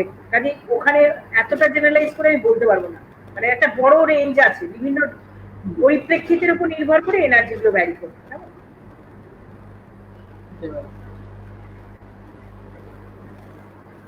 একটা প্রশ্ন ছিল এরকম, যেটা হলো ফিউশন, আপনি বলেছেন যে ফিউশন সম্পর্কে, ফিউশনের যদিও ল্যাবে মনে হয় এক্সপেরিমেন্ট, এটা কি সম্ভব কিনা তৈরি করা, মানে ফিউশন ঘটানো সম্ভব কিনা, এটা হচ্ছে? হ্যাঁ হ্যাঁ, ফিউশন নিয়ে তো বহু লোকই কাজ করে। আমাদের সাহা ইনস্টিটিউটে টোকাম্যাক বলে একটি যন্ত্র ছিল, যেটা হচ্ছে, কারণ কি বলুন তো, যে টেম্পারেচার লাগে, মানে ফিউজ করানোর জন্য যে পরিমাণ উত্তাপ লাগে, তাতে কোনো মেটেরিয়াল কিন্তু সার্ভাইভই করবে না, গলে বেরিয়ে যাবে। সেই জন্য ম্যাগনেটিক ফিল্ড, মানে একটা ম্যাগনেটিক কোরাস মতন করে একটা ম্যাগনেটিক ফিল্ড দিয়ে পুরো এই প্লাজমাটাকে কনফাইন করার ব্যবস্থা হয়েছিল। সেরকম ধরনের প্রচুর কাজকর্ম লোকে করেছে। আমাদের ইনস্টিটিউটেও কিছু কাজ আগে তো খুবই হতো, এখন অনেকেই রিটায়ার করে গেছে, নতুন করে রিক্রুটমেন্ট হয়নি বলে সেই কাজ এখন বন্ধ আছে, কিন্তু আইপিআর এ ভারতবর্ষের ভালো মতো কাজই হয়। এছাড়া যেটা বললাম আইটার বলে, সেটা হচ্ছে প্রথম কমার্শিয়ালি ভায়াবল করার জন্য একটা বিশাল টোকাম্যাক ওরা চেষ্টা করছে সারা পৃথিবীর কোলাবোরেশনে, যেমন সার্ন যেমন সারা পৃথিবীর লোকেরা একসাথে কোলাবরেট করে সেরকম আইটার হচ্ছে কাদারাশে ফ্রান্সে, ওখানে একটা বিশাল ওরা ওরকম টোকামার জিনিস করছে যেখানে কিন্তু ফিউশন এনার্জি প্রডিউস করার চেষ্টা করছে। কাজে রিসার্চ প্রচুর রকম ভাবে হচ্ছে, কিন্তু সমস্যাটা ওইখানে আর কি, যে ওই যে একটা হচ্ছে যে কনফাইন করা এবং তার থেকে মানে কমার্শিয়ালি ভায়াবল ভাবে এনার্জি প্রডিউস করা যাচ্ছে, কিন্তু কমার্শিয়ালি ভায়াবলও তো করতে হবে না, যত পয়সা খরচ করলাম তার চেয়ে সেইটা। আর একটা শেষ প্রশ্ন একটা পেলাম ইনবক্সে, নিউট্রন স্টার সম্পর্কে জানতে চাচ্ছে স্টুডেন্ট। নিউট্রন স্টার সম্বন্ধে জানতে চাইতে পারে, কিন্তু এখানে খুব একটা রেলেভেন্স। নিউট্রন স্টারের মার্জারের খুব ভীষণই ইমপ্লিকেশন আছে, কারণ সেই রেসপেক্টে আমাদের এই নিউক্লিয়ার ফিজিক্সের একটা নতুন রিভাইভালের মতো ব্যাপার হয়েছে। কারণ এই যে আর প্রসেস নিউক্লিয়াস গুলো যে বলছিলাম না, এগুলো লোকে ভেবেছিল যে কোথায় হচ্ছে, মানে কোথায় এই ধরনের নিউক্লিয়াস গুলো, এই প্রসেস গুলো কোথায় বেশিভাবে হচ্ছে। এই যে রিসেন্টলি আর প্রসেস নিউট্রন স্টার মার্জারের কিছু ইভেন্ট লোকে দেখেছে, সেইটাতে কিন্তু ইন্ডিকেশন পাওয়া গেছে যে ওইখানেই সম্ভবত এই ধরনের নিউক্লিয়াস তৈরি হচ্ছে, এবং সেটা কিন্তু নতুন করে আবার নিউক্লিয়ার ফিজিক্সে উৎসাহিত করেছে যে অ্যাস্ট্রোফিজিক্সের সঙ্গে একসঙ্গে বসে কিছু কাজকর্ম করা। এর চেয়ে বেশি আমি নিউট্রন স্টার সম্বন্ধে আমি আর বলার মতো ক্ষমতা রাখি। জি জি জি ম্যাডাম, থ্যাংক ইউ। আমরা মোটামুটি ডিসকাশন সেখানে কোশ্চেন এগুলোই ছিল, তো আপনি অনুমতি দিলে আমি এটা শেষ করতে পারি। হ্যাঁ হ্যাঁ, নিশ্চয়ই নিশ্চয়ই। আর ছেলেমেয়েদের বলবেন যদি কারো কোনো প্রশ্ন ধন্যবাদ। থাকে। Thank you. জি ম্যাডাম, তো হ্যাঁ এখানে যে কেউ চাইলে পরেও কোশ্চেন করতে পারবে, কারণ এই ভিডিওটা ফেসবুকে থাকবে এবং আমি ইউটিউবে আপলোড করে দেবো। সো আমি দর্শকদেরকে এবং যারা শিক্ষার্থী দেখছি সবাইকে বলছি যে আপনারা চাইলে যে কোনো সময় আমাদের ম্যাডামের এই লেকচার সম্পর্কে যদি কোনো প্রশ্ন থাকে আপনারা অনায়াসে এখানে কমেন্টের মাধ্যমে লিখতে পারবেন, ম্যাডাম আমাদেরকে সহযোগিতা করবে।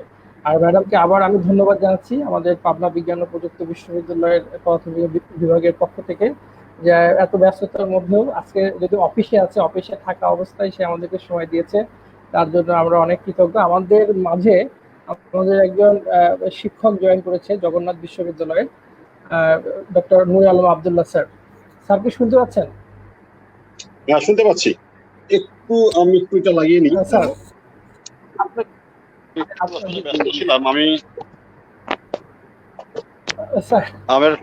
আমার ক্লাস ছিল নিজের, আমার নিজের ক্লাস ছিল, জন্য আমি থাকতে পারিনি।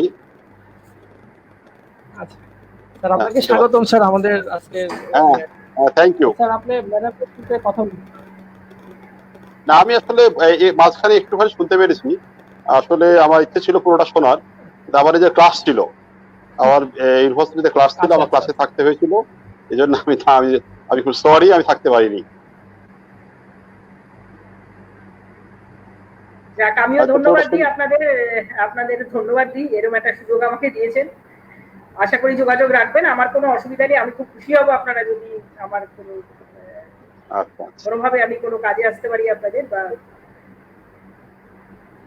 অবশ্যই ম্যাডাম। স্যার আমাদের ঢাকা থেকে সংযুক্ত হয়েছে, ঢাকা জগন্নাথ বিশ্ববিদ্যালয় থেকে। স্যার একটু প্রশ্ন থাকে স্যার আপনার? হ্যাঁ না, ঠিক আছে, ওনাকে ধন্যবাদ। আমি মাঝখানে দেখছিলাম যে ওই নিউক্লিয়ার মডেলস নিয়ে, তারপরে হলো যে আমাদের যে রিয়াকশন গুলো হয় এবং সেগুলোর যে প্রবলেম, কারণ সত্যি প্রবলেম রয়েছে, কারণ ওই এনার্জিতে এক্সপেরিমেন্ট করা খুব প্রবলেম, কারণ ব্যাকগ্রাউন্ড চলে আসে অনেকগুলো, এবং কোনটা সাথে রিয়েল ডাটা, কোনটা ব্যাকগ্রাউন্ড থেকে আসছে, কোনটা ডাটা কসমিক রেডিয়েশন থেকে আসছে জানা খুব মুশকিল। আমি ওইটুকু দেখছিলাম, পরে আবার আমি একটু ডিসকানেক্টেড হয়ে যাই, আমি শেষটুকু দেখতে পাই না। তবে আমি নিশ্চয়ই আমাদের ওই তো এটা তো রেকর্ড করা থাকলো, আমি অবশ্যই এটা পুরোটা দেখবো, এবং তাহলে অনেকখানি ইসলাম উপকার হবে আর কি।